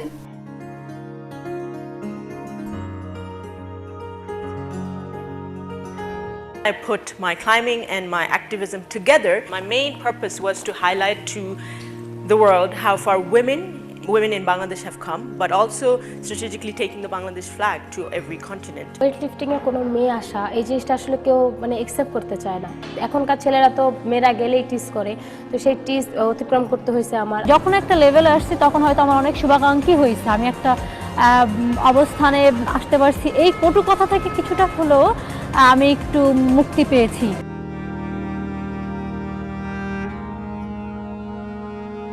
Women also played an outstanding role in the liberation war of Bangladesh, right through from the language movement in 1952 to the liberation war of 71. 3 million people were martyred, and at least 200,000 women were raped by Pakistani army officers and the local collaborators, the Razakars. What did happen there will never be forgotten by the people of Bangladesh, especially the women. This army people were looking for him, and they had broken into her house to take him away, actually. And when they were dragging him out of the house, she started screaming. One of them turned back and raped her in front of her husband.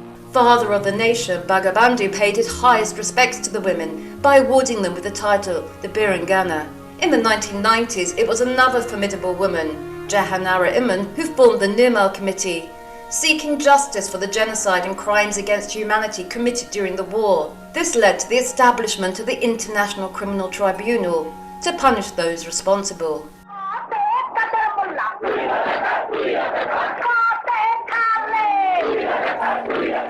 And it wasn't only the women living within Bangladesh who played their part during the war. British Bangladeshis rallied outside the Parliament in London to raise international awareness. As part of fundraising for the freedom fighters back home, they sold wedding jewellery and other valuable items. A decade later, other female British Bangladeshis worked to realise the rights of women from their community in the UK, despite facing criticism and harassment. Among them Sufia Begum, Ferdas Rahman and Runi Khan. They paved the way for women like Anisa Farouk, who in 2019 became the first British Bengali to be elected as president of the Oxford Union. বহির্বিশ্বে যে একটা opinion তৈরি করা, public opinion তৈরি করা, এটা তখন আমাদের ডিউটি মনে হলো এবং এই ডিউটি অনুসারে তখন আমরা এগিয়ে গেলাম। কি সাহায্য আমরা করতে পারি? আমরা শুধু অর্থনৈতিক সাহায্য করব। তখন আমি আমার গায়ের গয়না খুলে দিলাম। এটা আরেকটা অ্যাট্রাকশন হবে যে শাড়ি পরা মহিলাগুলো কি চায়, তাদের ভেতরে একটা জিজ্ঞাসা থাকবে। আমরা এদিক থেকে শুরু করে আমরা ওই 10 ডাউনিং এর ওখানে যেয়ে আমাদের স্মারকলিপি ওখানে দিই। Another woman of note is Saeeda Nazneen Sikar, who has helped empower other Bangladeshi women in the London borough of Tower Hamlets. Many were simply doing household chores because they weren't allowed to do other work or were never encouraged to. But her organisation, set up 25 years ago, has helped hundreds gain professional employment. 95 সালের যে মৌলবাদী কর্মকাণ্ড বাংলাদেশে হচ্ছিল এবং ব্রিটেনে যেভাবে মৌলবাদী মাথা জাড়া দিয়ে উঠেছিল, আমরা ওইগুলোর প্রতিবাদ করার জন্য নারী চেতনাটা গঠন করেছিলাম। লন্ডনের পরিবর্তন তো আমি বলছি, এখানে মেয়েরা এখন আর ঘরে বসে থাকে না। যারা দেশ থেকে আসেন বা দেশ থেকে আরো আগে এসেছেন, প্রত্যেকেই এখন বাইরে গিয়ে ইংলিশ শিখছেন, কাজের জন্য কোথায় ট্রেনিং নেওয়া যাবে সেইখানে যাচ্ছেন, ট্রেনিং নিচ্ছেন এবং কিছু না কিছু কাজ করতেছেন। In detention, raped and tortured. As in Bangladesh, Bengali women have made their mark on the political stage in the UK. Baroness Udin became the first female Muslim in the House of Lords in 1998, and 12 years later, Rushanara Ali became the first MP of Bangladeshi descent in the House of Commons. Today there are now 4 Bengali female MPs, Tulip Siddiq, Rupa Haq and Afsana Begum joining Ali in the British Parliament. My constituency elected the daughter of a political asylum seeker. My mother came to Kilburn in the 1970s because 19 members of her family had been assassinated at home. My mother and my aunt were the 2 surviving daughters of the founding father of Bangladesh, and I'm pleased to say that they are here in the chamber today listening to my maiden speech. My mother came to Britain because this was a safe haven for her. And what my mother's story tells you is that immigration is not simply an economic phenomenon. Britain has been seen for many years as a safe haven for political freedom, and we must not let that slip away. Other women of note include the fashion designer and former international model Bibi Russell, and in the field of law Irene Khan, who is the first woman appointed as the UN Special Rapporteur for Freedom of Expression and Opinion, and the British judge Katrin Supnara, who was the first person of Bangladeshi origin to be appointed Recorder of the Crown Court. I came to this country in the aftermath of civil war in Bangladesh. I was 6, nearly 7. For me, I think it was really important for the community that I come from, that actually someone from their community had succeeded in a profession that was viewed as being very establishment.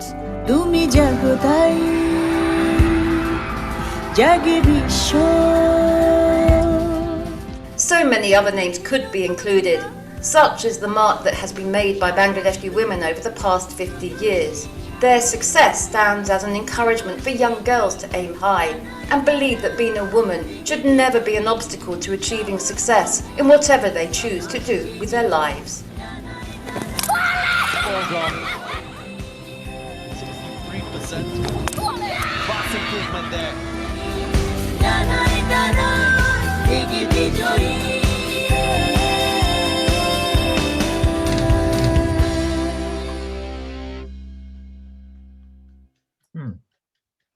Ladies and gentlemen, we have been watching the documentary directed by journalist Tanvir Ahmed on women empowerment in Bangladesh in last 50 years. As you are aware that our guest of honor, the executive mayor of Tower Hamlets Council, Mr. John Biggs, is present with us right this moment. And Mr. John Biggs, off to you. Thank you for joining us. I personally would love to know more about your experience of working with women from British Bangladeshi diaspora, since we are celebrating International Women's Day, and you have a very close connection with British Bangladeshi diaspora, and if I'm not wrong, with women as well.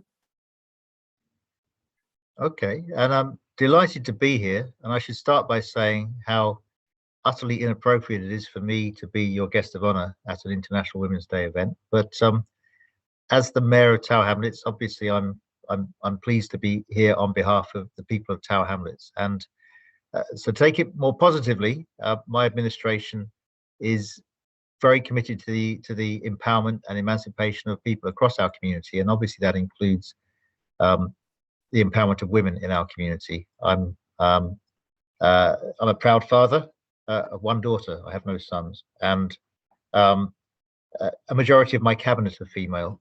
And in our equalities targets and objectives, we repeatedly go back to look again at what we can do to champion and mentor women in our community. And I'm always disappointed because I think we can always do more. And so I guess that's the starting point, a statement of my political commitment as a committed activist in the community in Tower Hamlets. You highlighted Poplar Udin as the first Bengali woman in the House of Lords. She was my deputy leader when I was leader of the council about 100 years ago. That's not that long ago, but in 1994, 95. And I remember the struggle that Poplar wasn't just the first female Bengali member of the House of Lords, but she was also, I think, our first female Bengali councillor in Tower Hamlets. I remember the struggle that she had to go through in order to be chosen by members in the Shadwell ward, and some of the resistances that she faced. And I guess this is meant to be a day of celebration, and of course it is, but we should, in celebrating, recognise the obstacles that have to be overcome in order to achieve the point of celebration. And so Poplar is for me one of our local heroes in what she's achieved, as indeed have been Rushnara and latterly Apsana, plus our many councillors from the female part of the Bengali community in Tower Hamlets. And the celebration today, I'm always pleased to come to Poplar Union. So I'm at the virtual Poplar Union here today because we're not physically there in person. I look forward next year to coming back to the real deal in the Poplar Union itself. And of course, it's an event which celebrates Bengali culture, but also the role of women in our culture, because it's a celebration of International Women's Day. And so I really miss the attendance at Bengali cultural events. One thing I'm very aware of is, as we move through the generations, I always make this point, but I never tire of making this point because it's so important. We have a younger generation of people in our community in Tower Hamlets, young women and men, but young women of Bengali origin, who grow up in a culture in which they are barraged with the modern secular Western media, obviously have contact with Bengali culture through family and kin and so on. And events such as this and the portrayal of Bengali culture and the celebration and repetition and education on Bengali culture is a really important part of the lives for our young people, not just Bengali girls, but the whole of our community as well, because our Bengaliness in the East End is a vital part of what we are. So I want to applaud the event that you hold here each year, showcasing talent, talking about the role of culture in our community. Life can be pretty challenging, particularly in this year of COVID. Life can be pretty miserable. The role of culture and celebration and excitement and growth and dance and song and poetry is something that can enrich people's lives. And you don't have to be a high-powered graduate to do that. You can feel the buzz of excitement from the celebration of culture. It's interesting. I'll come on to the anniversary in a second. It's interesting that in the presentation, I thought it was an excellent documentary, and I'm pleased that I wasn't bounced into speaking at the beginning and then disappearing, because I do have to be at another event, for which I apologize. But Tanvir is a very talented person. He's the wrong gender, of course, as well, as am I. But that was an illuminating documentary, and we can remind ourselves that of two things. The first then is it's this year, it's the 50th anniversary of the foundation of Bangladesh as an independent, secular, democratic republic.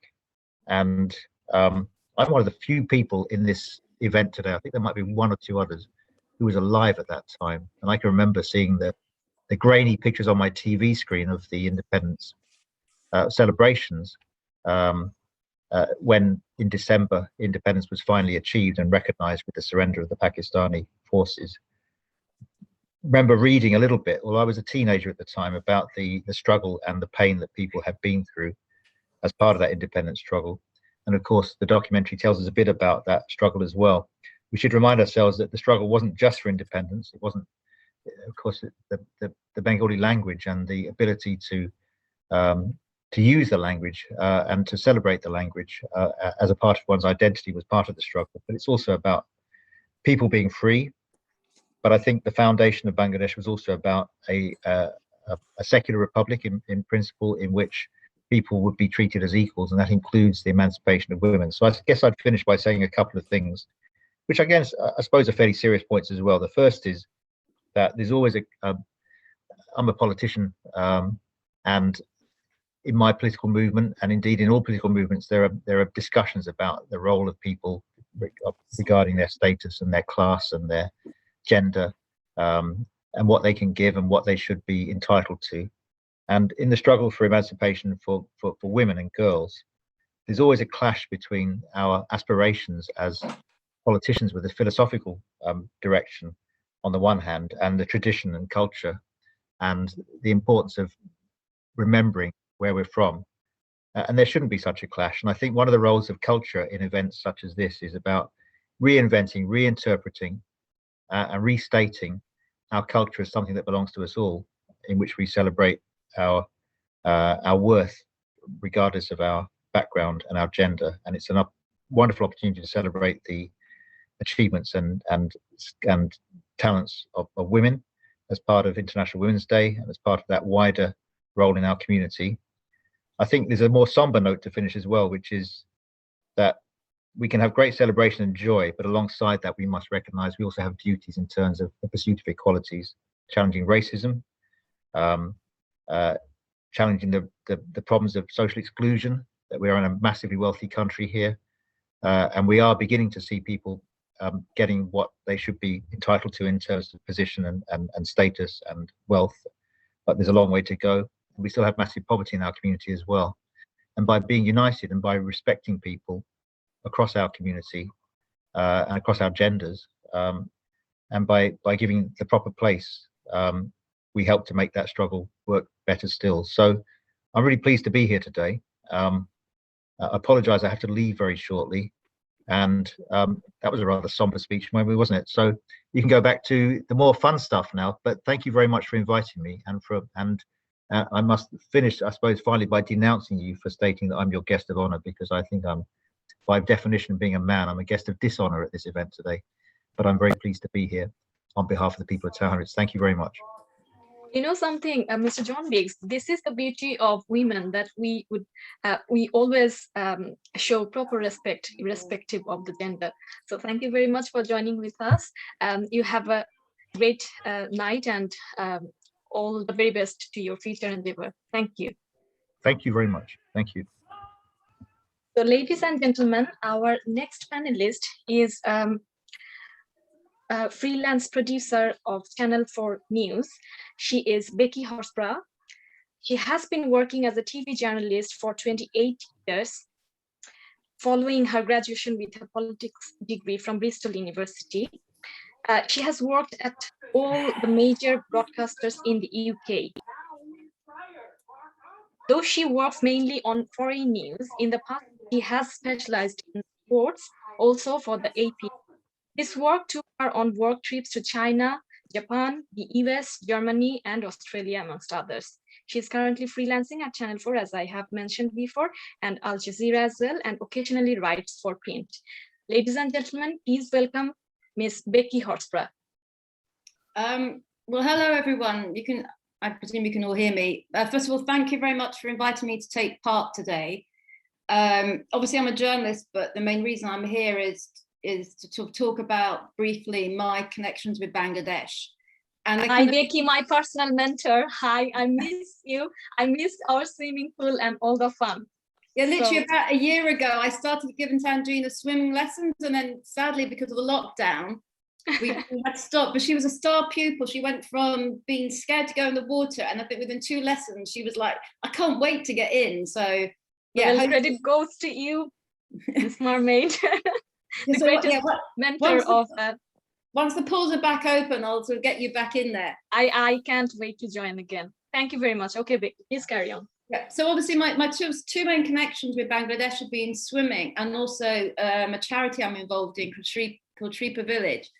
And I noticed on this call that one of the trustees from the village, Ruby, is on here, and she's been associated with the village for far longer than me. So I hope that after I've had a few words, Ruby might be happy to just say a few words about the village as well. So you can see how you think, and then when I finish, then we can go to you maybe. But first of all, my interest with Bangladesh did start first of all with swimming when I became aware how big an issue drowning was in Bangladesh. And I'm a qualified swim teacher as well. So I ended up traveling out to Bangladesh to learn about the swim schemes they have out there. Because Bangladesh has one of the worst rates for drowning with children. So about 40 children drown about every day.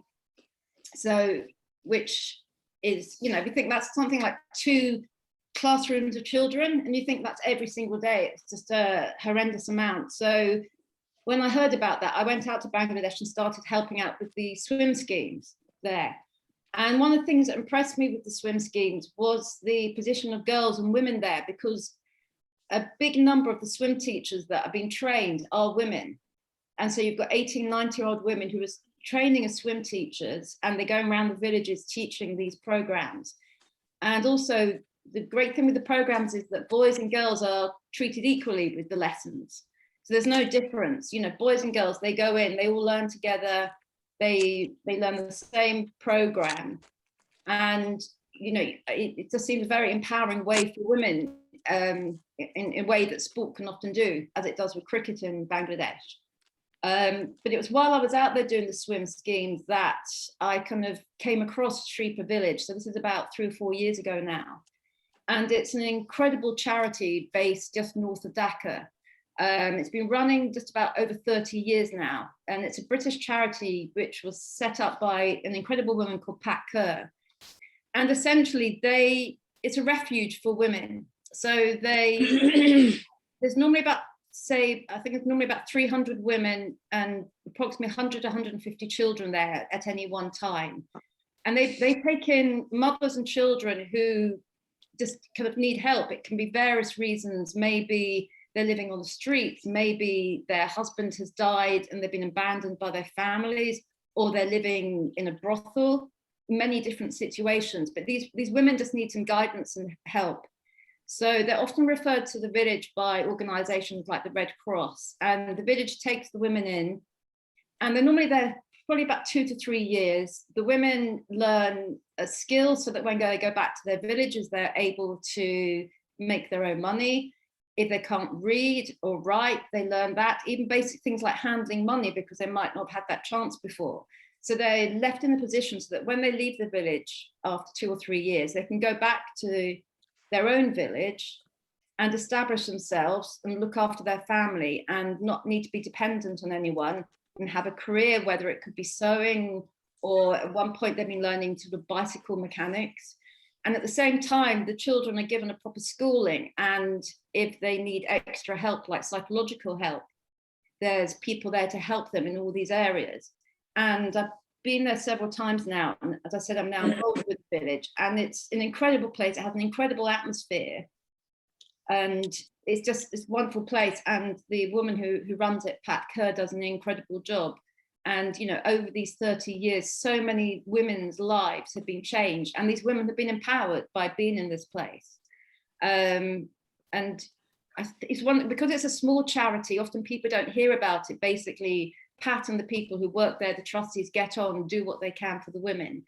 So it's sort of nice to be able to have this chance today to sort of talk about their work. And also, if anybody in this call wants to know more about the charity, do please get in touch with me, because obviously things like with COVID we've had, it's been a tough time for everyone. You can imagine it's a tough time for charities and things as well. But if you want to know more about an incredible place that just helps women so much in Bangladesh, which has links here and there, you know, do please get in touch with me afterwards. And I think now I'd like to hand over to Ruby just to see if she'd like to say a few words about the village.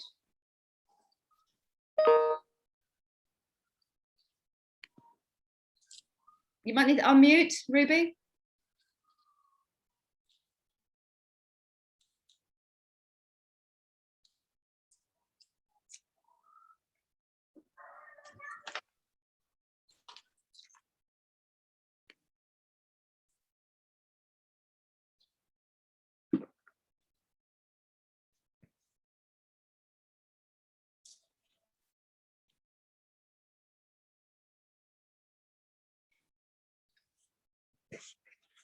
Is that okay now?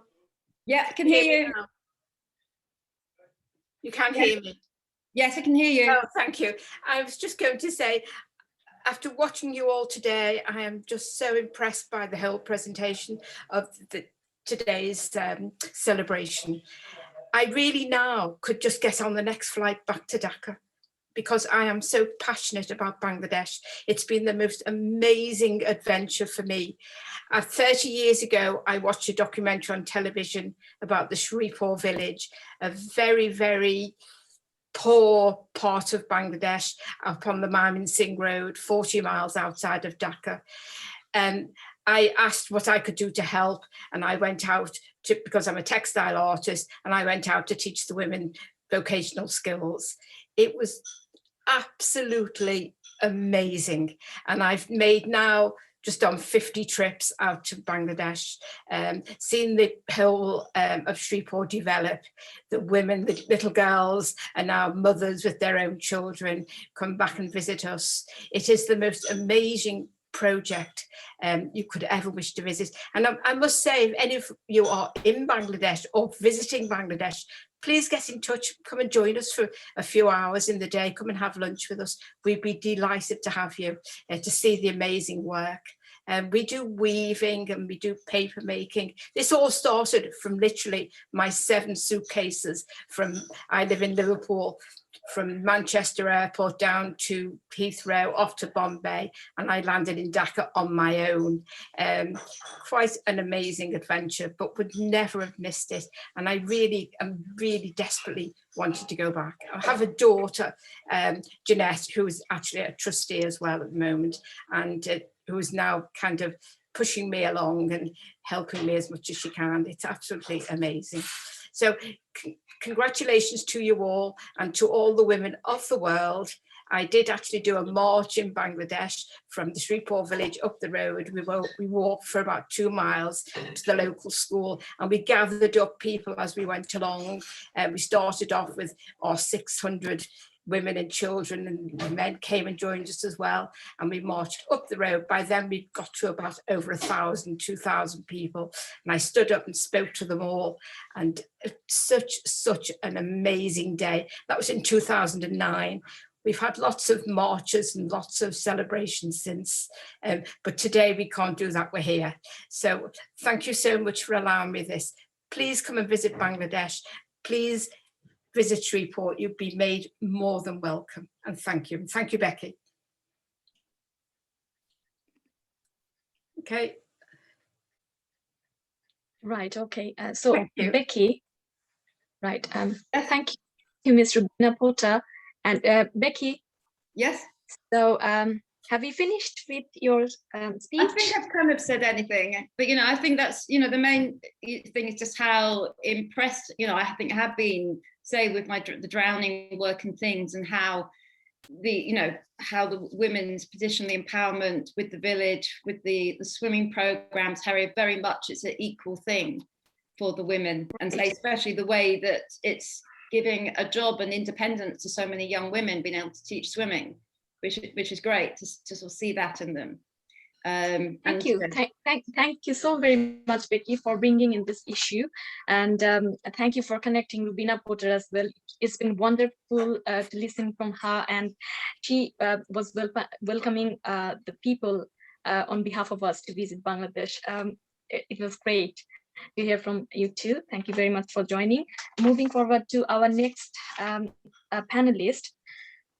He is the founder of International Forum for Secular Bangladesh, an esteemed journalist, a frontliners of secular movement, and a community activist, Mr. Ansar Ahmedullah. Hello. I don't know if you've noticed, Pia has been texting in the chat box. She's got to go because it's her daughter's birthday. So maybe I wouldn't mind if you. Yeah, can we? Yeah, sorry to I did not notice her text message. So Tanzina, can you please allow? Yeah, let me give a short introduction of Ms. Pia Mayanen. She is the solicitor of the Senior Courts of England and Wales, chair and artistic director of arts organization Surbandhan, and chair of Women for Equality and Respect Women's Organization. Can you please welcome Ms. Pia Mayanen? Thank you so much. You are such a gentleman. Thank you so much. It is my daughter's birthday, and you know how children are, and she won't understand why I'm taking so long. And that's why I thought I had to give you the message. I didn't know the plan or how long it would be, really. So thank you so much for that answer, Bhai. And thank you, Tanjina, for your lovely presentation. Thank you, Tanvir Bhai, for this program. Thank you, Shikapa. Shikapa is, when Shikapa started Surbandhan, so sorry, I put Surbandhan in my mind. When Shikapa started Nari Chetona, in fact, I was at, I don't know, I finished college. I think I just started university or my second year of university. And so I was one of the convening in the convening committee, actually. My friend Kaniz Fatima and I, and of course there were other great women who you might hear from a bit later on. And what I found about Shikapa, we say to anybody, we refer to Appa, somebody older, Appa, we just can't say Shika, it's just not culturally sort of right. Anyway, I've always admired her drive and motivation to help women, and her drive and motivation to help women is absolutely sincere. And that is why even then I was studying economics. I was doing my economics degree. I then went on straight away and did a law degree as well, and I qualified as a lawyer afterwards. So I work in Taylor Rose TTMW. Sorry, I had to look because our name just changed. Just last month, February, our name changed from TTKW to TTMW, which is a top 75 firm of solicitors with over 800 experts operating nationwide. And I'm a consultant solicitor. So a consultant solicitor is a partner, like a partner of the firm, and works on a profit share, in addition sometimes to a salary as well. And I have been working as a lawyer for about 20 years now. Well, after Shikapa, after we set up Nari Digonto, I then went on to study law, as I said, and I was pursuing a career. And so therefore I wasn't much involved with Nari Chetona after that. There are many organizations like that now, and there have been before as well, which is absolutely amazing. I have helped other organizations as well, and the ones that I did do myself was for a reason as well, which I will just briefly tell you. So and my work is based in Moorgate. That's the city of London. And so I was raised fully in the United States, 3 months old. Sometimes when I'm rushing, I just say it's just more or less the same thing. And I grew up in the 70s and 80s. And from nursery to university, I have been brought up here. I also have a love for music, Indian classical music in particular, and Bangla music. And this was because of my exposure to music through my father, who used to have musical events then. And also, so I formed the Surbandhan cultural organization. In fact, my cultural work, or the work with the community, consists of legal program on Bangladesh. I was the first Bangladeshi Bangladeshi presenter to do a legal program, I was told, on Bangladeshi television, which was an absolutely amazing experience. I did that for 5 years. And what grew on me is the way that it actually really helped people, and people appreciated it. And to this day, although I haven't done it for another, I don't know, 3-4 years, I still get recognized for that work. And I suppose that's how I became known in that way with the community. And also I did a program on domestic violence, because I have always been, women's issues have been very close to my heart all the time. So I did a program on Better Bangla Radio for women facing domestic violence, and actually violence against women of all sorts, and for the community as well. Once again, I thank Nari Chetona. What I would like to say is that this year's theme for International Women's Day is Choose to Challenge. And that's what I would want to talk about finally, is that my Choose to Challenge is to challenge perceptions and to challenge the historical rewarding of confidence over competence. Now, why I'm saying that is that there has been a study done in the US about this, about men and women, and this was done about in the workplace, obviously. But I've taken that, and I've seen that that happens everywhere, whether it's whether in the workplace or particularly in our community as well, and it's relevant to our community. And because I contrary to the belief, I sort of have recently started thinking about how, I mean, we sometimes we hear some very negative stuff about people raised here, which is not true, which I'll just show you in a minute. It is not true, and the thing is that whether it's society, whether it's our community, the confidence over competence is this, that this study found that when men are 50% competent even, they are perceived to have leadership traits, and they are perceived to be leaders. When women have even 90% competence, they're still not seen as leaders. They're still not seen as having leadership qualities or traits. And this is pervasive all over society. And this study also found why this is so. And obviously it's because of the historical, patriarchal vocabularies that we use. And also they studied some post-doctoral thesis applicants or something like that. But the main point is that what they found is that the references that were given for men was so different from the references given for women. And the references given for men would say that they're ambitious and confident. And the references for women would say they're nurturing and caring and things like that. And this is so real. This is so real. And this is what happens sort of. So how we use words, how we use vocabulary impacts our perception. And that's why we need to get rid of antiquated systems. We need to get rid of backdated systems. And, you know, just look at the world now and how many incompetent male leaders are there? Nearly all of them, you know what I mean? Because they are confident with using Twitter, with talking nonsense, and yet they have thousands and thousands of followers. And that's this research, according to this research, is because they appear more confident, or they are more confident. So that's something we need to get rid of. And also the importance of women. I suppose I'm talking about women in leadership positions, and women to be seen in leadership positions as well.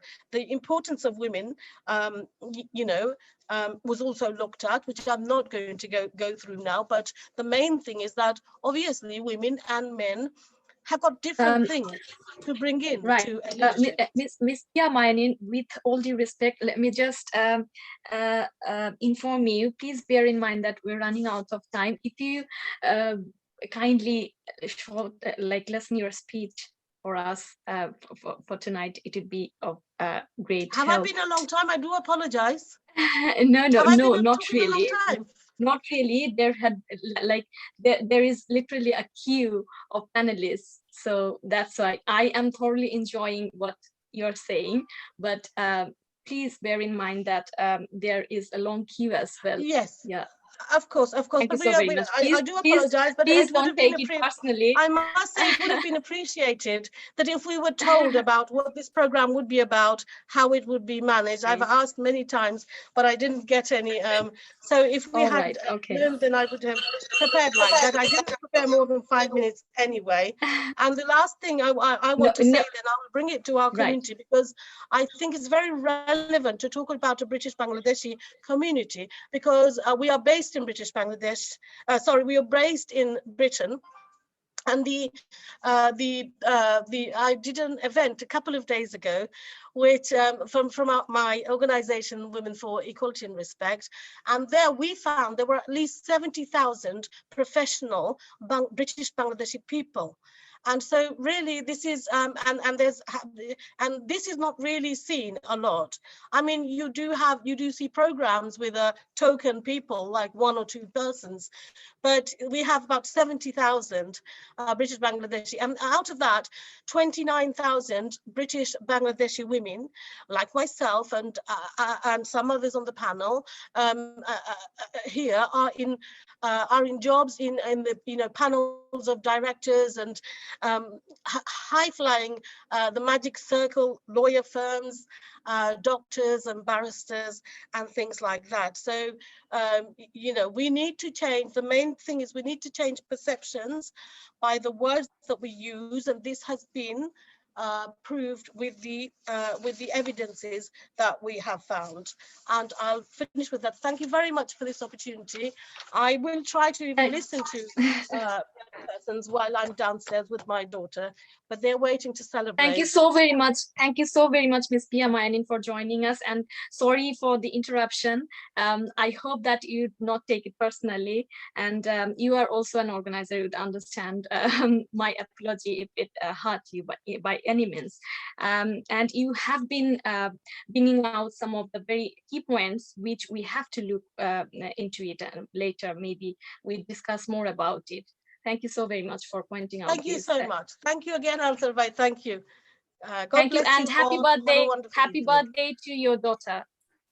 Thank you so much. So, Wish you all the very best. Thank you. Can I ask you, Tanzina, to give me 30 seconds floor to make your life easier? So, may I request every speaker to make your speeches 3 to 5 minutes? If you are a very good speaker, 5 minutes. If you think very good information, 3 minutes. Tanzina, back to you. Thank you. All right, thank you.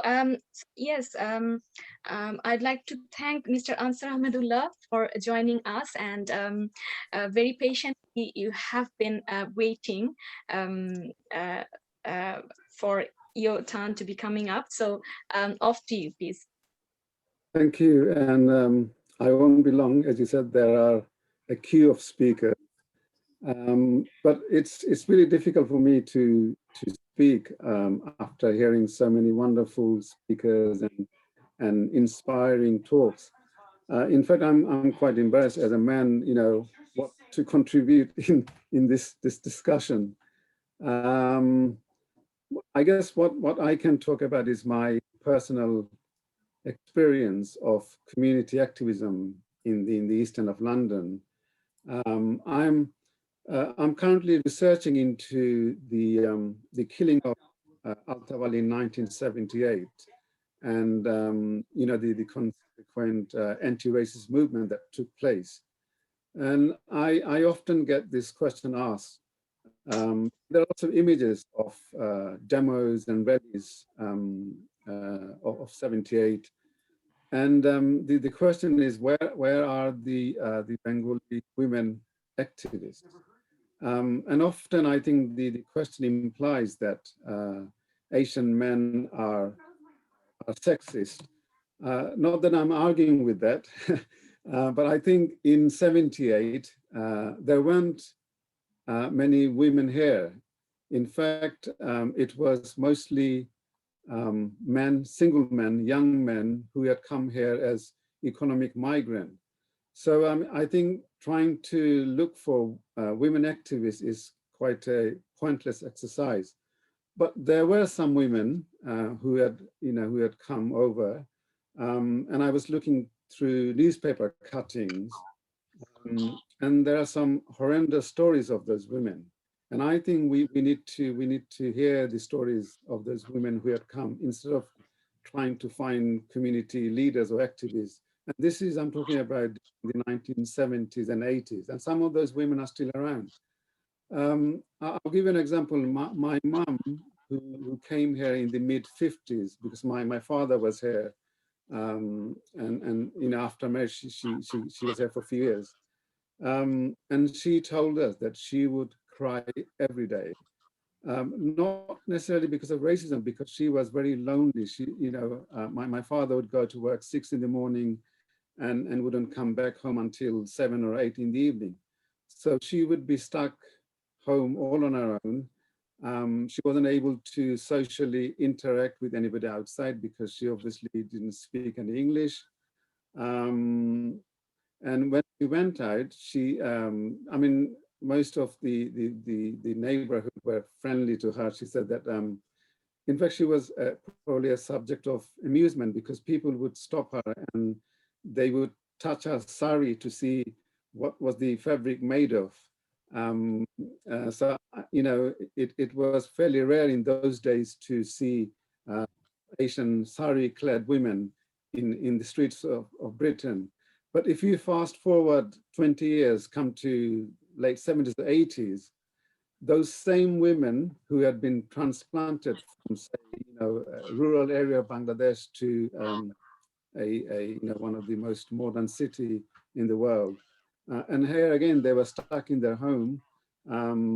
They spoke no English, but to add to this, there was also this constant fear of racism, because often they would have their windows broken, they would have rubbish put through the letterbox. You know, their children couldn't go out to play outside because of being attacked. And there are some women here in this group I can see who probably they might be able to share these stories themselves, like my mother-in-law is here, Usnamuddin and Mehendiga Chaudhry. You know, they were here in the 70s and 80s. But I think going back to the 70s, obviously the institutions, you know, the council, the police were failing the Bengali community. It was the young men who took it upon themselves to organize, to defend, to protect their own community. So I think what I'm trying to say is that the women, it's up to the women, obviously, to organize themselves. And I think my colleague Julie Begum is probably here, and she might give an example of how women organized themselves in the 1990s under the banner of Women Unite Against Racism. So I think I want to finish by saying that, of course, there are lots of challenges. You know, I think Pia talked about structural, historical sexism that we would, I guess, gradually need to break down. But I think we can all contribute if we individually, as men, if we address our own mindset, our attitude.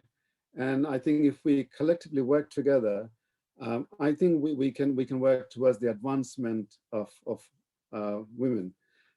So on that note, I want to finish, and I want to also thank you, Tanvir, for conducting this program. And I want to congratulate Nari Chetona for its, I guess, celebrating its 25th anniversary. So thank you.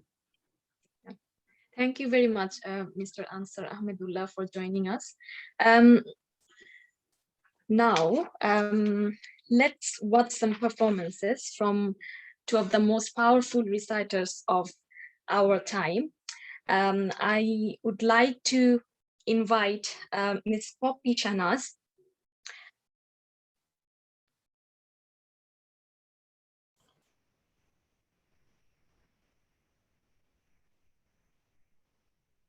Ms. Poppy Shahnaz, are you with? Yes. জি, আপু কেমন আছেন? অনেক ধন্যবাদ। আমি জানি যে আপনি একদম শুরু থেকে আমাদের সঙ্গে রয়েছেন, যখন থেকে আমরা শুরু করেছি। কেমন লাগছিল আমাদের অনুষ্ঠান এবং আপনার? থ্যাংক ইউ তানজিন, আমি খুবই এনজয় করছি। আমি আজকে এই বিশেষ দিনে থ্যাংক ইউ সো মাচ শিখা আপা for inviting me this such a great event today, and I'm really glad because I get the chance for joining this with all these prestigious guests. I'm really happy today. বিশ্ব নারী দিবস উপলক্ষে আজকে সকল মা বোনদের জানাই আমার শ্রদ্ধা এবং ভালোবাসা। আসলে জীবনের যে কোনো দুঃসময় যেন আমরা জয় করতে পারি আমাদের আত্মবিশ্বাস এবং মনোবল দিয়ে, সেই প্রত্যাশা রাখছি। আর তানজিনা, বলো আমি কি করতে পারি তোমার জন্য? জি, অবশ্যই কবিতা আবৃত্তি শুনবো আপনার কাছে। কোন কবিতাটি আজকে শুনবো? অধীর আগ্রহে অপেক্ষা করছিলাম। আমার তো ভীষণই ভালো লাগছিল এত সব গুরুত্বপূর্ণ সব ডিসকাশন গুলো শুনে, খুব মানে মনোযোগ দিয়ে শুনছিলাম এবং I feel really proud like all of us today. যদিও সময় স্বল্পতার কারণে আসলে যখন মানে অনেক গুরুত্বপূর্ণ ইস্যু উঠে এসছে যেগুলোতে আমরা পুরোপুরি বিশ্লেষণে যেতে পারছি না সময় স্বল্পতার কারণে, তারপরও আমরা চেষ্টা করব ভবিষ্যতে এ ধরনের আলোচনায় অংশগ্রহণের এবং কিভাবে সমাধানের পথ বের করা যায় সেই বিষয়গুলোতে আলোকপাত করার। ধন্যবাদ আপু। আমরা কি শুনছি? আমার খুব প্রিয় একজন লেখক সুনীল গঙ্গোপাধ্যায়, আমি তার লেখা না পাঠানো চিঠি এখন একটু পড়ার চেষ্টা করছি।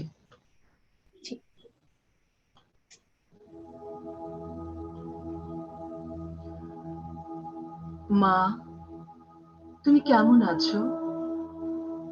আমার পোষা বেড়াল খঞ্চু, সে কেমন আছে?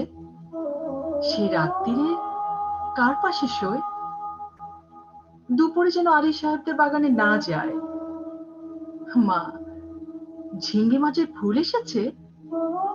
মা, তোমাদের ঘরের চালায় নতুন খড় দিয়েছ?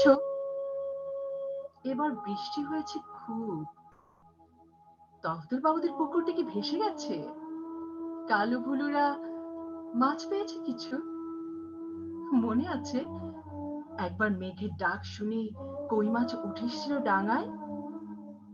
আমি আম গাছ তলায় দুটো কই মাছ ধরেছিলাম। তোমার মনে আছে মা?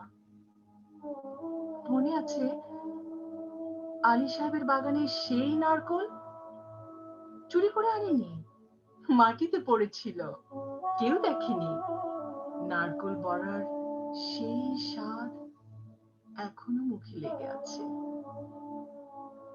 আলী সাহেবের ভাই মিজান আমাকে খুব আদর করত। বাবা একদিন দেখতে পেয়ে চালা কাঠ দিয়ে পিটিয়েছিল আমাকে। আমার পিঠে এখনো সেই দাগ লেগে আছে। সেই দাগটায় হাত বুলিয়ে বাবার কথা মনে পড়ে। বাবার জন্য খুব কষ্ট হয়। আমি খুব ভালো আছি, খুব ভালো আছি। হ্যাঁ, ভালো কথা। দাদা কোনো কাজ পেয়েছে? নকুলবাবু যে বলেছিল বহরমপুর নিয়ে যাবে। দাদাকে বললো ওর উপরে আমি রাগ করিনি। রাগ পুষে রাখলে মানুষের বড় কষ্ট। আমার শরীরে আর এক ফোঁটাও রাগ নেই। আমি আর একটু কাঁদি না মা। মা, আমি রোজ দোকানের খাবার খাই। হোটেল থেকে দুবেলা আমার খাবার এনে দেয়। মাংস মুখে দিয়েই দলির কথা, কালু ফুল কথা মনে পড়ে। হোটেলে কিন্তু কখনো শাক রান্না হয় না। পুকুর পাড় থেকে তুলে আনতাম আমি আর তুলি সেই কলমি শাক। কি ভালো, কি ভালো। বিনা পয়সায় কোনো দিন আর কলমি শাক খাওয়া আমার ভাগ্যে জুটবে না। এই পদ্মার পাশে তাল পাকে, ঢিপ ঢিপ করে তাল পড়ে। বাড়ির তাল গাছ দুটো আছে তো। কালু তালের বড়া বড় ভালোবাসে। ওকে একদিন বানিয়ে দিও। তেলের খুব দাম জানি, তবু একদিন দিও। আমাকে বিক্রি করে দিয়ে ৬,০০০ টাকা পেয়েছিলে। তা দিয়ে একটা গরু কেনা হয়েছে তো। গরুটা ভালো দুধ দেয়। আমার মতো মেয়ের চেয়ে গরুও অনেক ভালো। গরুর দুধ বিক্রি করে সংসারে সংসার হয়, গরুর বাছুর হয়, তাতেও কত আনন্দ। বাড়িতে কন্যা সন্তান থাকলে কত জ্বালা। দুবেলা ভাত দাও রে, শাড়ি দাও রে, বিয়ের জোগাড় করো রে। হাবলু, মিজান, শ্রীধরদের থাবা থেকে মেয়েকে বাঁচাও রে। আমি কি বুঝি না? সব বুঝি, সব বুঝি। আমাকে কেন বিক্রি করে দিলে তাও বুঝি। সেই জন্যই তো আমার কোনো ক্ষোভ নেই। মা, আমি কিছু টাকা জমিয়েছি, সোনার দুল গড়িয়েছি। একদিন কি হলো জানো? দিনের বেলা খুঁতখুঁতে অন্ধকার, আকাশে খুব মেঘ জমেছিল। মনটা হঠাৎ কেমন করে উঠলো। দুপুরবেলা বেরিয়ে চুপি চুপি ট্রেনে চেপে বসলাম। স্টেশনে নেমে দেখি একটা মাত্র সাইকেল রিক্সা। খুব ইচ্ছে হলো বাড়িটা একবার দেখে আসি। রথতলার মোড়ে আসতেই কারা যেন চেঁচিয়ে উঠলো, কে যায়, কে যায়? দেখি হাবলু শ্রীধরদের সাথে তাস খেলছে দাদা। আমাকে বলল, হারামজাদি, কেন ফিরে এসেছিস? আমি ভয় পেয়ে বললাম, ফিরে আসিনি, থাকতেও আসিনি গো, একবার শুধু দেখতে এসেছি। হাবলু বলল, এটা একটা বেবুশ্যে মাগি। কি করে জানলো বলো তো? আমার গায়ে কি লেখা আছে? আরেকটা ছেলে, চিনি না, বলল, ছি ছি, গায়ের বদনাম। আমি বললাম, দাদা, আমি মায়ের জন্য কত টাকা এনেছি আর তুলির জন্য। দাদা টেনে এক চর কষালো আমার গালে। আমার বিক্রির টাকা, হকের টাকা, আর আমার রোজগারের টাকা নোংরা টাকা। দাদা সেই টাকা ছোঁবে না, ছিনিয়ে নিল শ্রীধর, আমাকে ওরা দূর দূর করে তাড়িয়ে দিল। আমি তবু দাদার উপর রাগ করিনি। দাদা তো ঠিকই করেছে। আমি তো আর দাদার বোন নই, তুলির দিদি নই, তোমার মেয়ে নই। মা, আমি তোমার মেয়ে নই, কিন্তু তুমি আমার মা। তোমার আরো ছেলে মেয়ে আছে, কিন্তু আমি আর মা পাবো কোথায়? সেই জন্যে তোমাকে চিঠি লিখছি। মা, তোমার কাছে একটা খুব অনুরোধ আছে, তুমি বাবাকে বুঝিয়ে বলো তুলিকেও যেন আমার মতো সুখের জীবনে না পাঠায়। যেমন করে হোক তুলির একটা ভালো বিয়ে দিও, একটা ঘর সংসার, একটা নিজের মানুষ। আর যদি কোনো রকমেই ওর বিয়ে দিতে না পারো, ওকে বলো গলায় দড়ি দিয়ে মরতে, মরলে ও বেঁচে যাবে। না না, এ কি অলক্ষণে কথা বলছি আমি? না না, তুলি বেঁচে থাকো, সবাই বেঁচে থাকো। তুলির বিয়ে যদি না হয়, না হোক। হে ভগবান, গরিবের বাড়ির মেয়েকে বিয়ে না হলে বাঁচতে নাই। বিয়ে না হলে গ্রামের সবাই তাকে ঠোকরাবে। দু পায়ে জোর হলে তুলি কোথাও চলে যাক, মাঠ পেরিয়ে, জলা পেরিয়ে, জঙ্গল পেরিয়ে, আরো দূরে, আরো দূরে। এমন জায়গা নিশ্চয়ই কোথাও আছে যেখানে সবাই মানুষেরা মানুষের মতন, আছড়ে দেয় না, কামড়ে দেয় না, গায়ে ছ্যাঁকা দেয় না, লাথি মারে না। তুলি তুলি সেখানে চলে যাক। এমন জায়গা নিশ্চয়ই কোথাও আছে যেখানে মেয়েরা শুধু মেয়ে না, মানুষের মতো বাঁচতে পারে।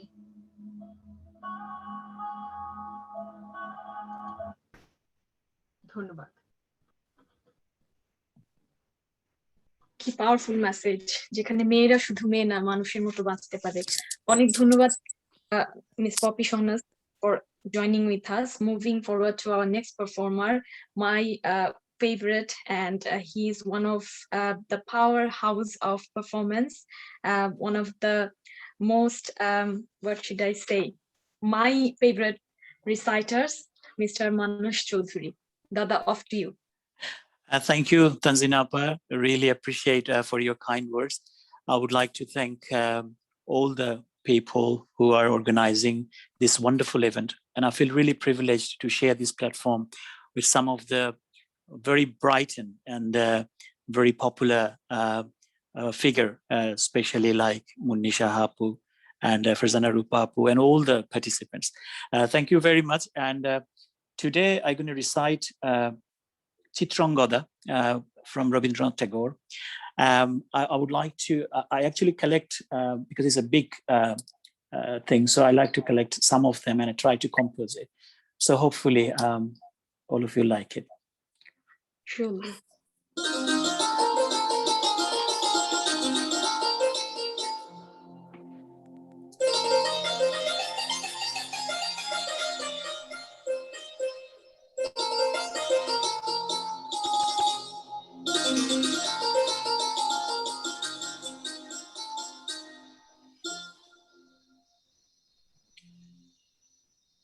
প্রিয়তম, ভালো লেগেছিল বলে করেছিনু নিবেদন, এই সৌন্দর্য পুষ্পরাশি চরণে কমলে নন্দনকানন হতে তুলে নিয়ে এসে বহু সাধনায়।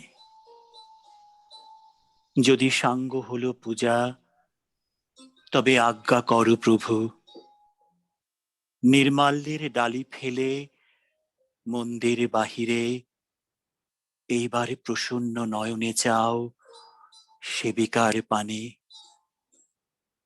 আমি চিত্রাঙ্গদা, রাজেন্দ্র নন্দিনী, হয়তো পড়িবে মনে সেই একদিন, সেই সরোবর তীরে শিবালয়ে দেখা দিয়েছিল এক নারী। বহু আবরণ ভারাক্রান্ত করি তার রূপহীন তনু। কি জানি কি বলেছিল নির্লজ্জ মুখরা। পুরুষেরে করেছিল পুরুষ প্রথায় আরাধনা। প্রত্যাখ্যানে করেছিল তারে, ভালোই করেছ। সামান্য সে নারী রূপে গ্রহণে করিতে যদি তারে, অনুতাপ বিধিত তাহারে বুকে আমরণ কাল। প্রভু, আমি সেই নারী, তবু আমি সেই নারী নহি, সে আমার হীন ছদ্মবেশ। তারপরে পেয়েছিনু বসন্তের বরে দীর্ঘকাল অপরূপ রূপ। দিয়েছিনু শ্রান্ত করি ছলনার ভারে, সেও আমি নহি। আমি চিত্রাঙ্গদা, দেবী নহি। নহি আমি সামান্য রমণী, পূজা করে মোরে রাখিবে মাথায়, সেও আমি নহি। অবহেলা করি পুষিয়া রাখিবে পিছে, সেও আমি নহি। যদি পার্শ্বে রাখো মোরে সংকটের পথে, দুরহ চিন্তার তব অংশ দাও। যদি অনুমতি করো কঠিন ব্রতের তব সহায় হইতে, আমার পাইবে তবে পরিচয়। গর্ভে আমি ধরেছি যে সন্তান তোমার, যদি পুত্র হয় আর শৈশব বীর শিক্ষা দিয়ে দ্বিতীয় অর্জুনে করে তারে একদিন পাঠায়ে দিব যাব পিতার চরণে। সেদিন জানিবে মোরে প্রিয়তম, আজ শুধু নিবেদি চরণে। আমি চিত্রাঙ্গদা, রাজেন্দ্র নন্দিনী। ধন্যবাদ। অসংখ্য ধন্যবাদ মানুষ দা। থ্যাংক ইউ তানজিন আপু। Ladies and gentlemen, I would like to move forward to our next panelist, Ms. Julie Begum, the founder and chairperson of Chetona Trust, Bengali writer and activist. Ms. Julie Begum will talk about impact of COVID-19 in East London's Bangladeshi community. Hello, everyone, and thank you very much for inviting me. It's a real pleasure to see so many people here with such a variety of experience, knowledge, and skills and talents, really. So it's really an honor to be amongst you. And I was just wondering if Tanvir could help me and share the screen, because I just wanted to share something with the rest of the group. Is that possible, Tanvir? Hello? It will be very difficult. What kind of documents it is? It's the website, because I wanted to show something what we're doing from the Chetona Trust. I was not informed that if you just email me, then by this time I can prepare and I can show it. Is it a slide or something like this? No, it's just the website. Website. Okay. Yeah. So it's just a Chetona Trust website only? Yes, please. Can you do that? Let me try. Thank you. So while he's doing that, I just want to talk to you about a project that we're doing currently. Yesterday, we celebrated International Women's Day with a meeting of our own, which was looking at a piece of research that we're doing with King's College London. And both Anta and myself have been quite involved in this project from its inception in terms of developing it and looking at the kind of things that we'll be investigating. Is that the website you are talking about? Chetona Trust. SWADHI. Can you see? I already gave a slide to the audience. Can you see it? Yes, great. That's fantastic. So as you can see, that's our website. the yesterday's event was looking at learning about COVID in the Bengali, East London Bengali community. So just a little bit of background about the Trust. As you can see, it's a London-based secular Bengali community group that works to promote Bengali history and heritage amongst young people. And we've been around for a couple of decades now. So if we look under news and events, please. Thank you. And go down to International Women's Day 2021. That just further a little bit down. Yeah, so we had an event looking at learning about COVID in East London's Bangladeshi community. And this event yesterday was looking at the research that we'd been doing with King's College London. What we did was we looked at older members of our community, both men and women, and we concentrated on people who were 60 and above. And we spoke to them in Sylheti, which was their mother tongue. And we asked them about the experience of COVID within their own experience, but also their family's experience. And we did that with a number of people. And it was really important to get an insight from them about what their experiences were about COVID and how it had affected them. And then what we did was we spoke to their caregivers and family members about how they were supporting their older members of their family and what challenges that they had faced when experiencing COVID. Now, some people had COVID. Some people had suffered quite badly from it. There was other people who had other underlying health problems that were also impacting on their health. So some were shielding. And then we looked at the kind of messages that they were getting either from the government and other sources and how these messages were being interpreted and what effect that they were having on their well-being and how they were able to navigate this information. So what we realized was that because the Bangladeshi community had been disproportionately affected by COVID-19, there was a lot of learning that we needed to find out about the causes, but also to find out what was actually going on in the Bangladeshi community. And this is a very small project, actually. I mean, we spoke to people who were in tower hamlets mostly, and what we tried to do was to try and find out from them what their experiences were so we could inform other organizations about what was going on, and so they could inform their own policies and practices to support the needs of the Bangladeshi people a bit better.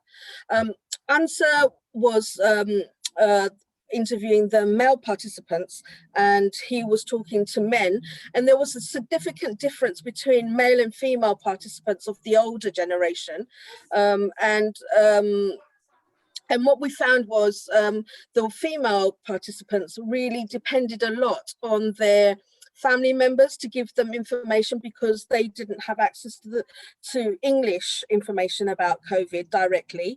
And if they did, it was negotiated through their family members and other social media. Whereas the male members, I think, were much more engaged with what was going on in the wider community and society, and they had direct access to the kind of information that was around COVID.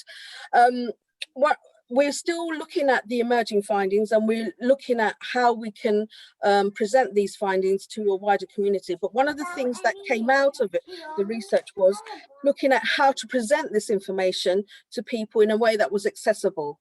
And so what we were able to do with King's College London was to raise some money to actually put together Sylheti speaking videos that was presented by a Bangladeshi GP that worked in the NHS, who could tell people exactly in Sylheti what kind of how their behaviour could impact on their own well-being, but also how they could be safe with other people in their family, and how to protect themselves and others. And I think these things that we did was really quite important for us to be able to inform the researchers about what were the kind of challenges that people face, but also what would make it easier for people to access this information and how it could be presented. And we've realized, I think, from our experience, how social media was quite important in the way that people access information. I mean, doing this Zoom meeting is something that has been a new experience for a lot of us in the last year. I don't think many of us had experienced doing Zoom even before the pandemic. Using social media and other ways to communicate has been something that has been a huge development in the way that we've trying to replace some of the face-to-face contact that we've had. And so in many ways, we've had to learn, all of us, really in a short space of time, lots of skills about how to communicate without having to meet each other. And I think it's presented challenges not just for people who are more vulnerable, but for everybody, who, including people in this meeting, who've had to learn quite quickly what to do and how to do it. And we still find challenges. And so would you like to add anything more to the research that we've been doing with King's College? With the Bangladeshi. Put the link on the chat, so that the links relates to the video and can I interrupt? Yes, Tanvir. I think we have a more panelists, so we'll yes. allow answer by later on to of discuss course. more No, more in details. Thank you very much. Thank you, Tanvir, and thank you for your support with the IT. Thank you. All right, thank you, Ms. Julie Begum, for focusing on the East London's Bangladeshi communities' overall situation during COVID time. Thank you very much. So our next panelist would be Ms. Hasina Zaman. She is the CEO of Compassionate Funeral. I won't talk much. I would like to move forward to Ms. Hasina Zaman now.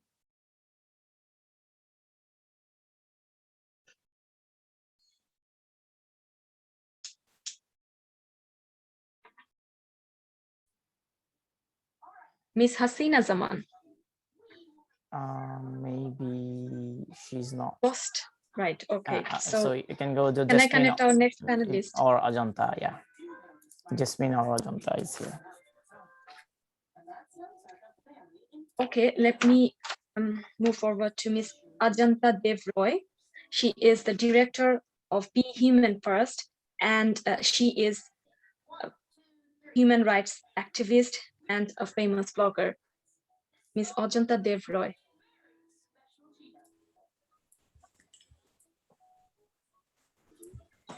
Thank you, Tanvir Apu, and thank you, Nari Chetona, for inviting me today, and very well done, and congratulations on the 25th anniversary of Nari Chetona. I think Shikha, she deserves award or something from us for carrying on for such a long time with such a brave heart.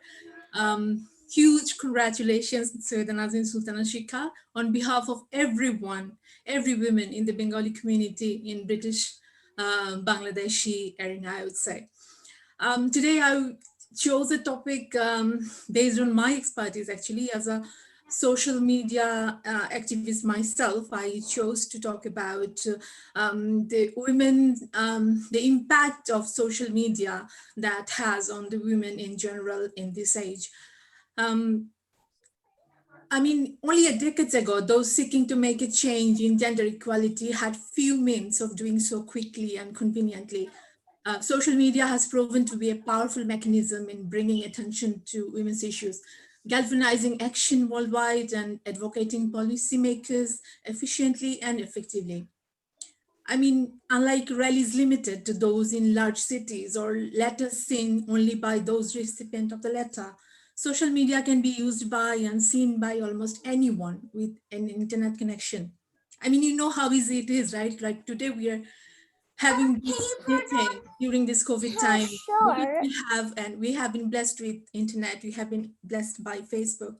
So this is a huge blessing in this age of social media. By overcoming obstacles such as distance and geography, Facebook, Twitter, and Instagram have created a platform for awareness. Local issues are able to become global concerns, and local activists become connected with global citizens like me I mean, I can, with one single post, I can reach out to 50,000 plus followers that I have.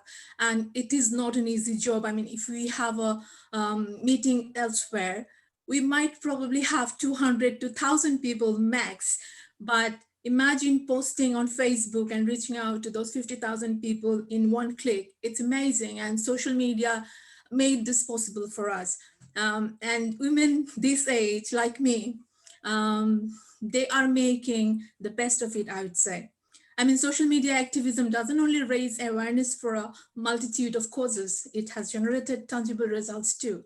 I mean, if you all must have remembered the 2012 gang rape in Delhi, the Delhi physiotherapy student, she was gang raped by a group of people, and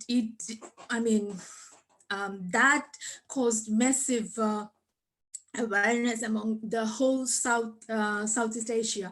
The hashtag Delhi gang rape brought gender-based violence in India and Southeast Asia into spotlight. The hashtag campaign brought into effect public street mobilization, resulting in governments like India and Bangladesh introducing specific anti-rape provisions in the criminal code.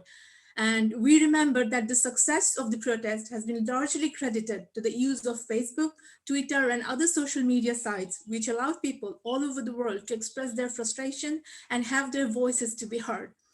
And only a few days ago, I don't know, maybe to the nightmares of men, the hashtag #MeToo movement, along with subsequent media attention and overwhelming condemnation of abuse, has transformed a previously unacknowledged topic, one that was spoken of in whispers of euphemism, if even discussed at all, to one of global interest and reach. These platforms have the potential to flourish to an even greater extent through facilitating access to technology and increasing women's representation in media. Unfortunately, many women are restricted by illiteracy, language barriers, and the digital divide in infrastructure between rural and urban areas. But globally, women are, they are now more equipped with digital technology. Even though they face increasing backlash and abuse on social media, negative gender stereotypes, and lower representation of women in both traditional and new media organizations. But also we see the silencing women online voices is getting backlashes from the women leadership as well. Increasing female leadership in media organizations can ensure that advocacy is able to influence both decision-making processes and public awareness on key women's rights issues, such as I mentioned like Me Too movement and the Nirbhaya gang rape case that is really very common in Southeast Asian context. Social movements are getting stronger, I would say, and new campaigns are expanding as quickly as they emerged. And in the long run, there is a potential for women to gain enough support that policymakers cannot ignore the problems they represent by itself. I mean, only time will tell, but social media is beginning to change the story of women's voices. And that's what I would like to tell today. Thank you everyone for listening to me. And thank you again, Nari Chetona, for doing a wonderful job. Thanks. Thank you for joining us, Ms. Ajunta. I thoroughly enjoyed your speech. Thank you very much. Moving forward to our next panelist is none other than our very own Jasmine Chaudhry. With a strong passion for equality, human rights, and social justice, Jasmine Chaudhry has worked in the spheres of equality and social justice for over 2 decades. Is currently working as a senior practitioner with Vaccine Preventable Disease Program at Public Health Wales. And now we'd like to listen to Ms. Jasmine Chaudhry's speech, please. Off to you, Ms. Jasmine. Thank you so much, Tanzina. Good evening, everybody. Just want to start off by saying a massive congratulations to Nari Chetona for the 25th year anniversary. What a tremendous achievement for a UK-based Bangladeshi organization supporting our women from our community. It's a privilege to join all these amazing women and some men from the Bangladeshi community in the UK. And as we are celebrating 50 years of Bangladesh being an independent nation, I want to start by paying a tribute to the father of our nation, Bangabandhu Sheikh Mujibur Rahman, the freedom fighters, and also by remembering with inordinate pain somewhere between 200,000 to 400,000 Bangladeshi women and girls who were raped and tortured in a systematic campaign of genocidal rape during the Liberation War in '71. I would also like to pay tribute to all the men and women around the globe who, despite all the challenges and injustices, never lose the courage and stop fighting for an equal and a fair world. Shikapa, for me, is one of those inspirational pillars in our community. Her patience, her commitment, and selflessness never fails to amaze me. And I would like to start off with a few words from my favorite author, Mary Wollstonecraft. There must be more equality established in society, or morality will never gain ground. And this virtuous equality will not rest firmly, even when founded on a rock. If one half of mankind be chained to its bottom by fate, for they will be continually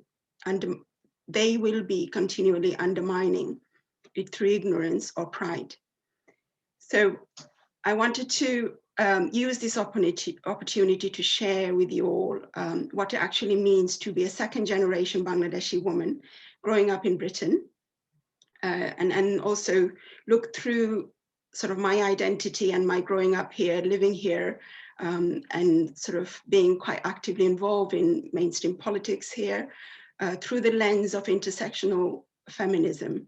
And in doing so, I want to touch on what I think success is for people or women like me today in the UK, and what barriers we often face, both in terms of sort of being a feminist or being a social justice campaigner, working with women who have been affected by violence against women, and also how that kind of sometimes clashes, sometimes sits quite comfortably with my cultural identity as a Bangladeshi woman, which I take pride in saying and sharing.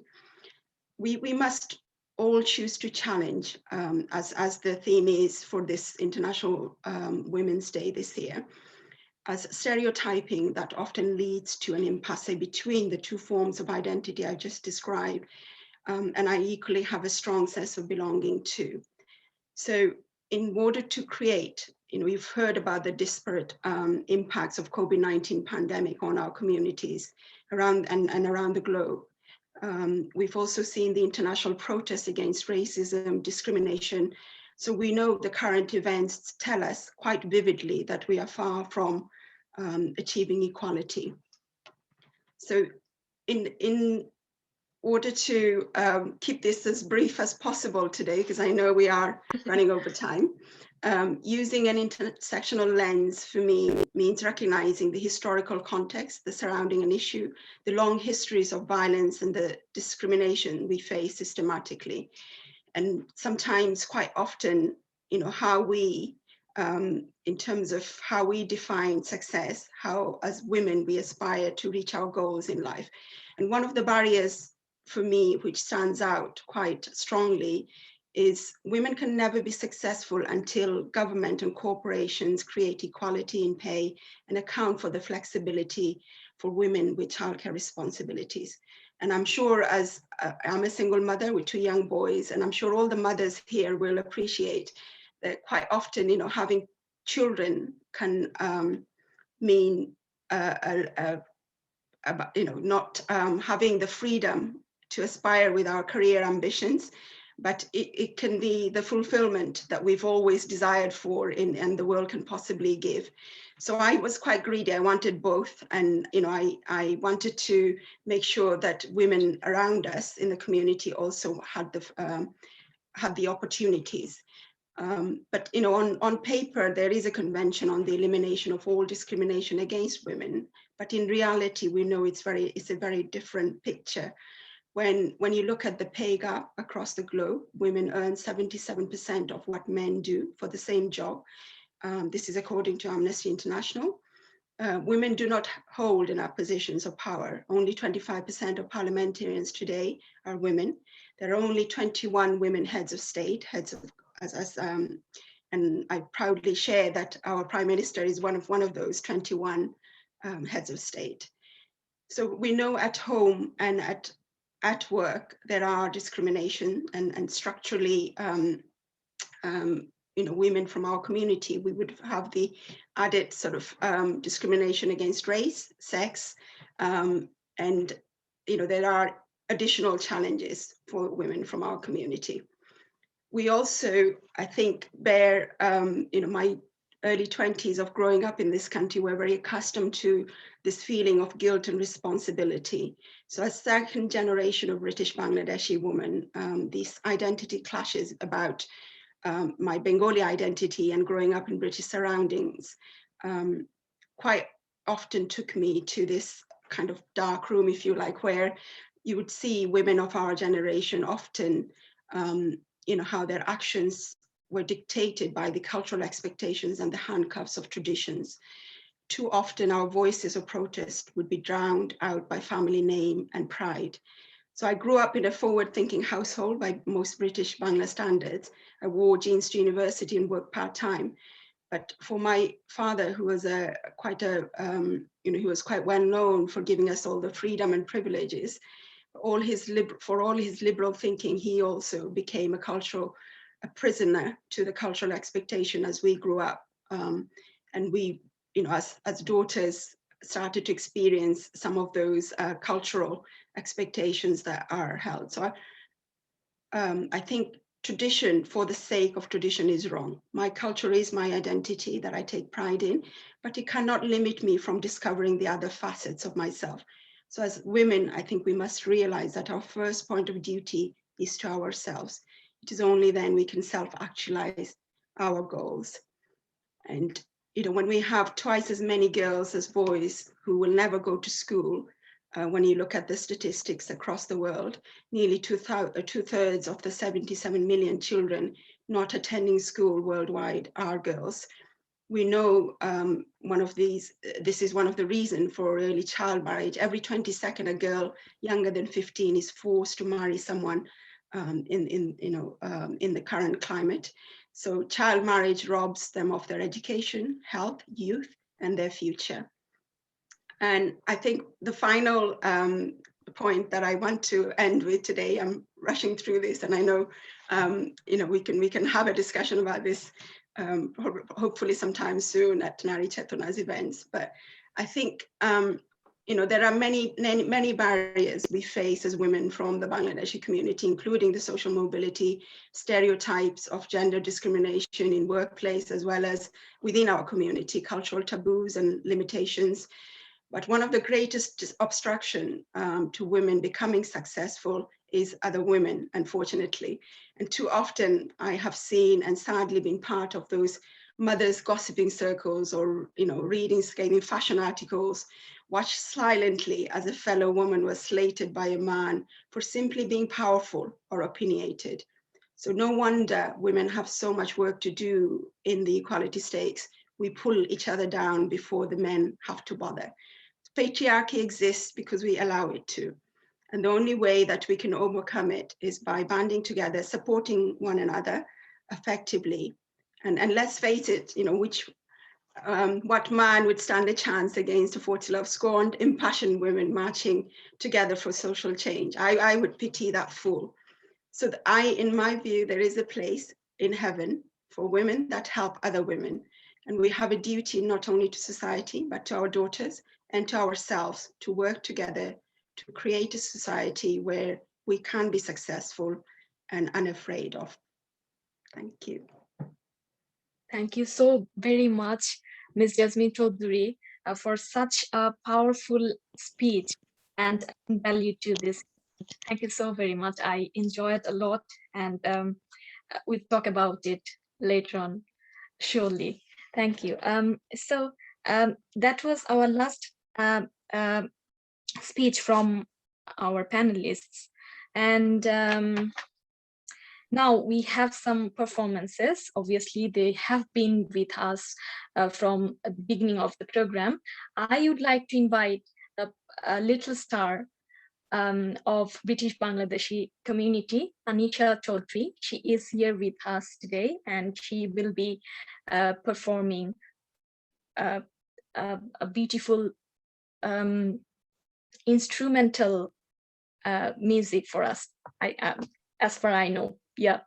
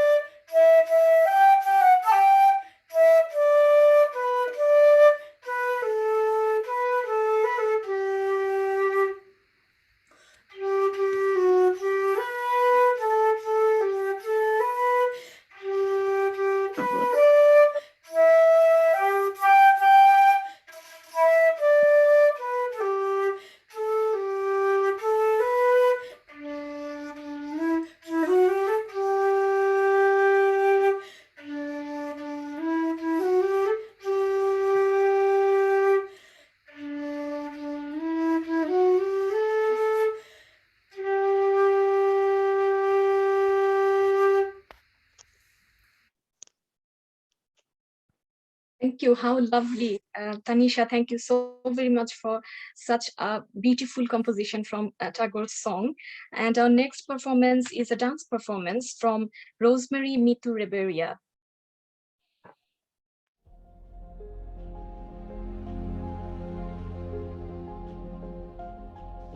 নর এবং নারী দুজনেই একে অপরের পরিপূরক। নর ছাড়া নারী যেমন অসম্পূর্ণ, তেমনি নারী ছাড়া নর অপরিপূর্ণ। আদিম কাল থেকে এই পর্যন্ত এই সমাজে নারী কিভাবে বিভিন্ন ভূমিকায়, বিভিন্ন রূপে, বিভিন্ন ক্ষেত্রে নিজেকে প্রতিষ্ঠিত করেছে এবং আজও করছে, সেটা নিয়েই আজকের পরিবেশনা।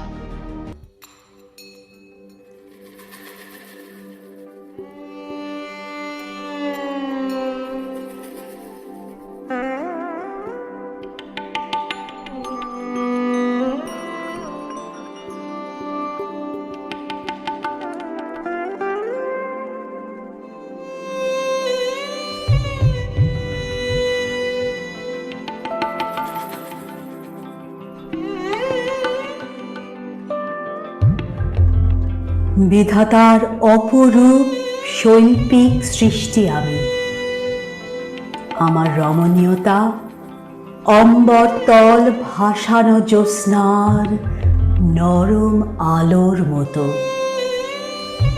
আমার স্নিগ্ধতা বৃষ্টি স্নাত দিনের মতো নিরঞ্জন নিরবধি, বিশাল সমুদ্রের অগাধ জলরাশির মতো সীমাহীন উদার আমার মাতৃস্নেহ। ঈশ্বর গড়েছেন আমায় শান্তি, সহিষ্ণুতা এবং সহনশীলতায় পরিপূর্ণ করে। আমার নারীত্ব তাই স্বতন্ত্র, অনন্য।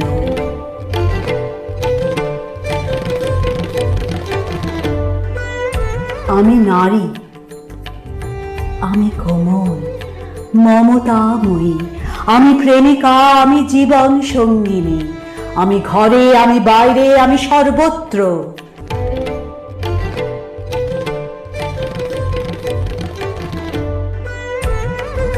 শান্তি সৌন্দর্য বুননে অতুলনীয়, কমনীয় রমণীয়তা আমার ঐশ্বর্য।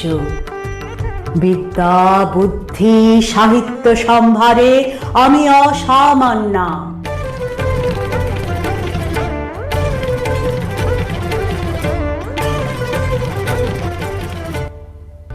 আমি দুর্বার জিজিবিষা, আমি যুদ্ধং দেহি বিদ্রোহিণী, আমি কালী, আমি দুর্গা, আমি চণ্ডালিনী। উঠাই ত্রিশূল প্রয়োজনে, খণ্ডন করি দুর্জনের মাথা, অন্যায়ের সাথে লড়ি হয়ে দশভুজা। আমি সহনশীলা, অকুণ্ঠিতা, আমি রহস্যময়ী রণরঙ্গিনী।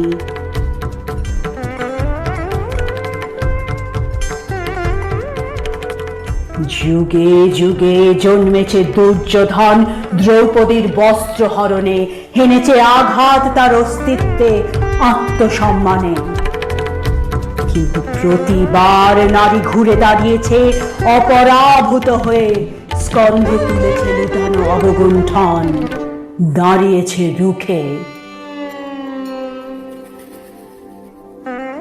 অন্তরিক্ষে ভাষায় নভোযান আমি, আমি ভ্যালেন্টিনা তেরেস্কোভা, আমি শ্রমিক, আমি কর্মী, আমি দেশনেত্রী।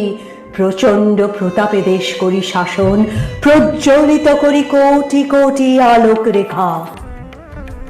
আমি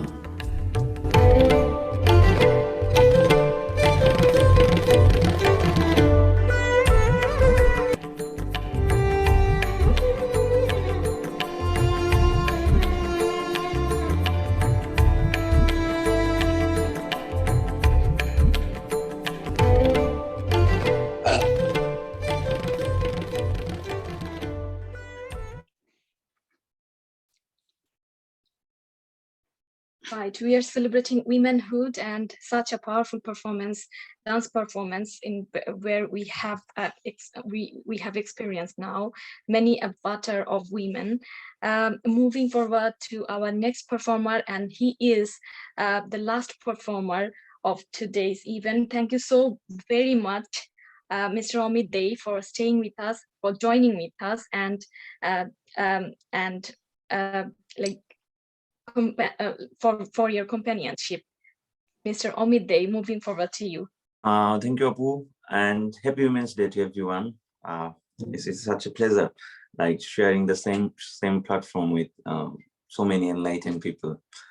So yeah, I'm gonna sing one Kazi Nazrul Islam song, and I just wanna share a few words. Like the song is about we all love to have women's like as our mother, like lover or sister, something very soft, yeah.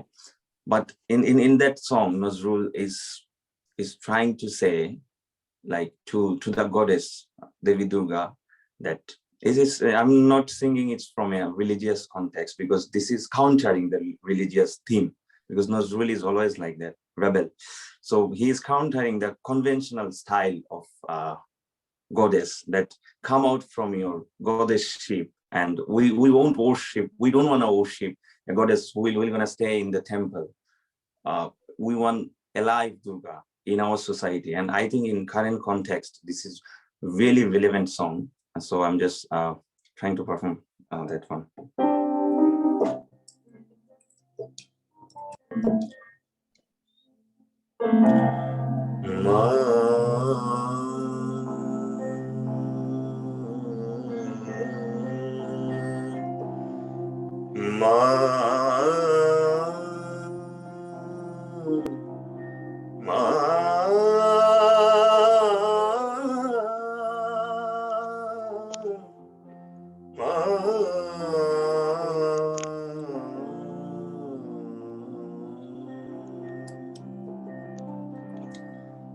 মাগো চিন্ময়ী রূপ ধরে আয়,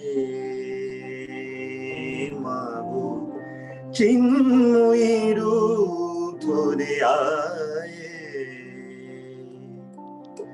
মৃন্ময়ী রূপ তোর পুজি শ্রী দুর্গে তাই, মৃন্ময়ী রূপ তোর পুজি শ্রী দুর্গে তাই, দুর্গতি কাটিল না হায়,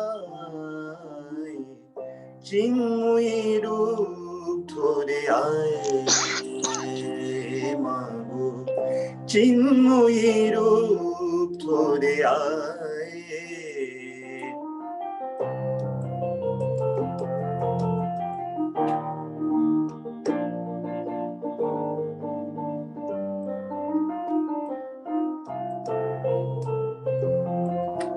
যে মহাশক্তি হয় না বিসর্জন মা, মা মা,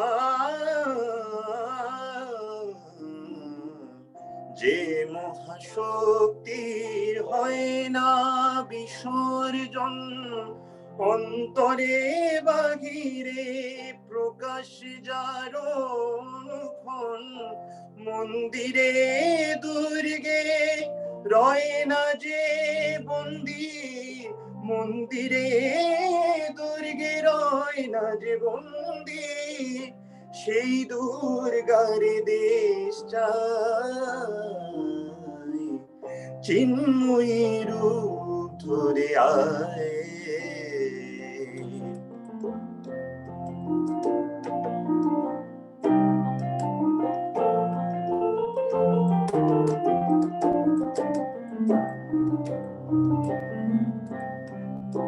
আমাদের দ্বিভুজে দশভুজা শক্তি, দে পরব্রহ্মময়ী, শক্তি পূজার ফল ভক্তি কি পাবো শুধু, শক্তি পূজার ফল ভক্তি কি পাবো শুধু, হব না কি বিশ্বজয়ী মা,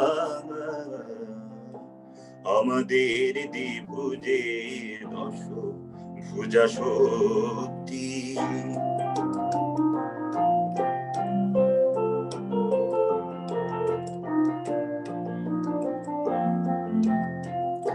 এই পূজা বিলাস সংহার কর যদি, এই পূজা বিলাস সংহার কর যদি, পুত্র শক্তি নাহি পাই,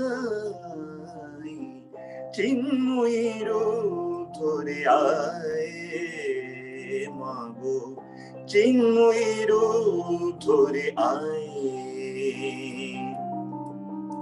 মৃন্ময়ী রূপ তোর পুজি শ্রী দুর্গে তাই, মৃন্ময়ী রূপ তোর পুজি শ্রী দুর্গে তাই, মৃন্ময়ী রূপ তোর পুজি শ্রী দুর্গে তাই, মৃন্ময়ী রূপ তোর পুজি শ্রী দুর্গে তাই, দুর্গতি কাটিল না হায়, চিন্ময়ী রূপ ধরে আয়, মাগো চিন্ময়ী রূপ ধরে আয়, মাগো চিন্ময়ী রূপ ধরে আয় মা।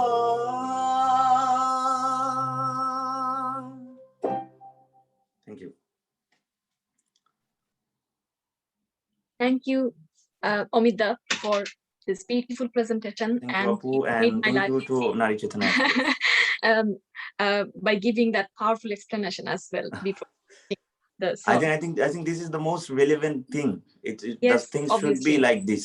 And the We're telling message, ourselves, we're calling ourselves like so-called civilized, but the atrocities against women, working women, successful women is increasing. I've seen like educated people torturing their wives, even making them blind. It happened in Bangladesh.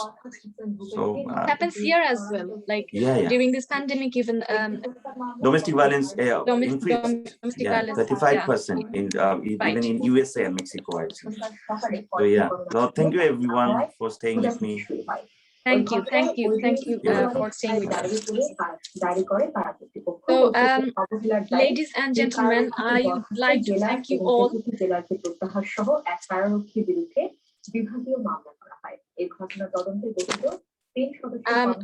would like to go back to Shikha Appa before ending today's event.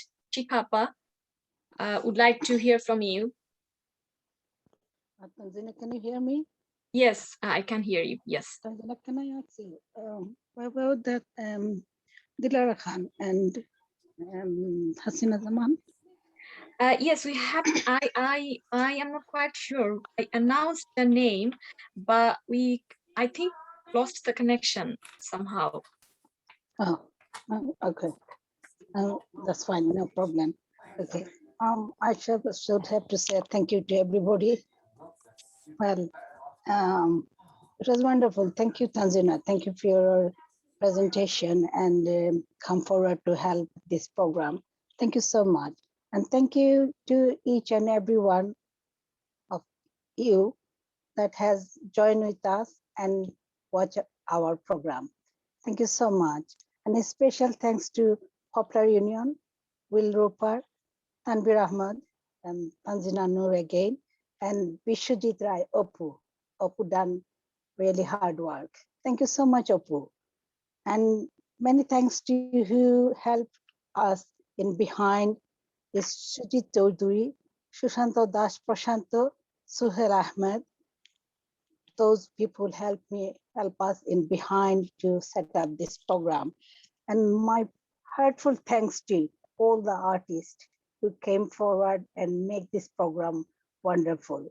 Thank you all of artists, and very much thank you to you to willingly come forward and join, and who joined from the Bangladesh as well. Thank you all of you, and very, very thanks to our little angel, Tanisha.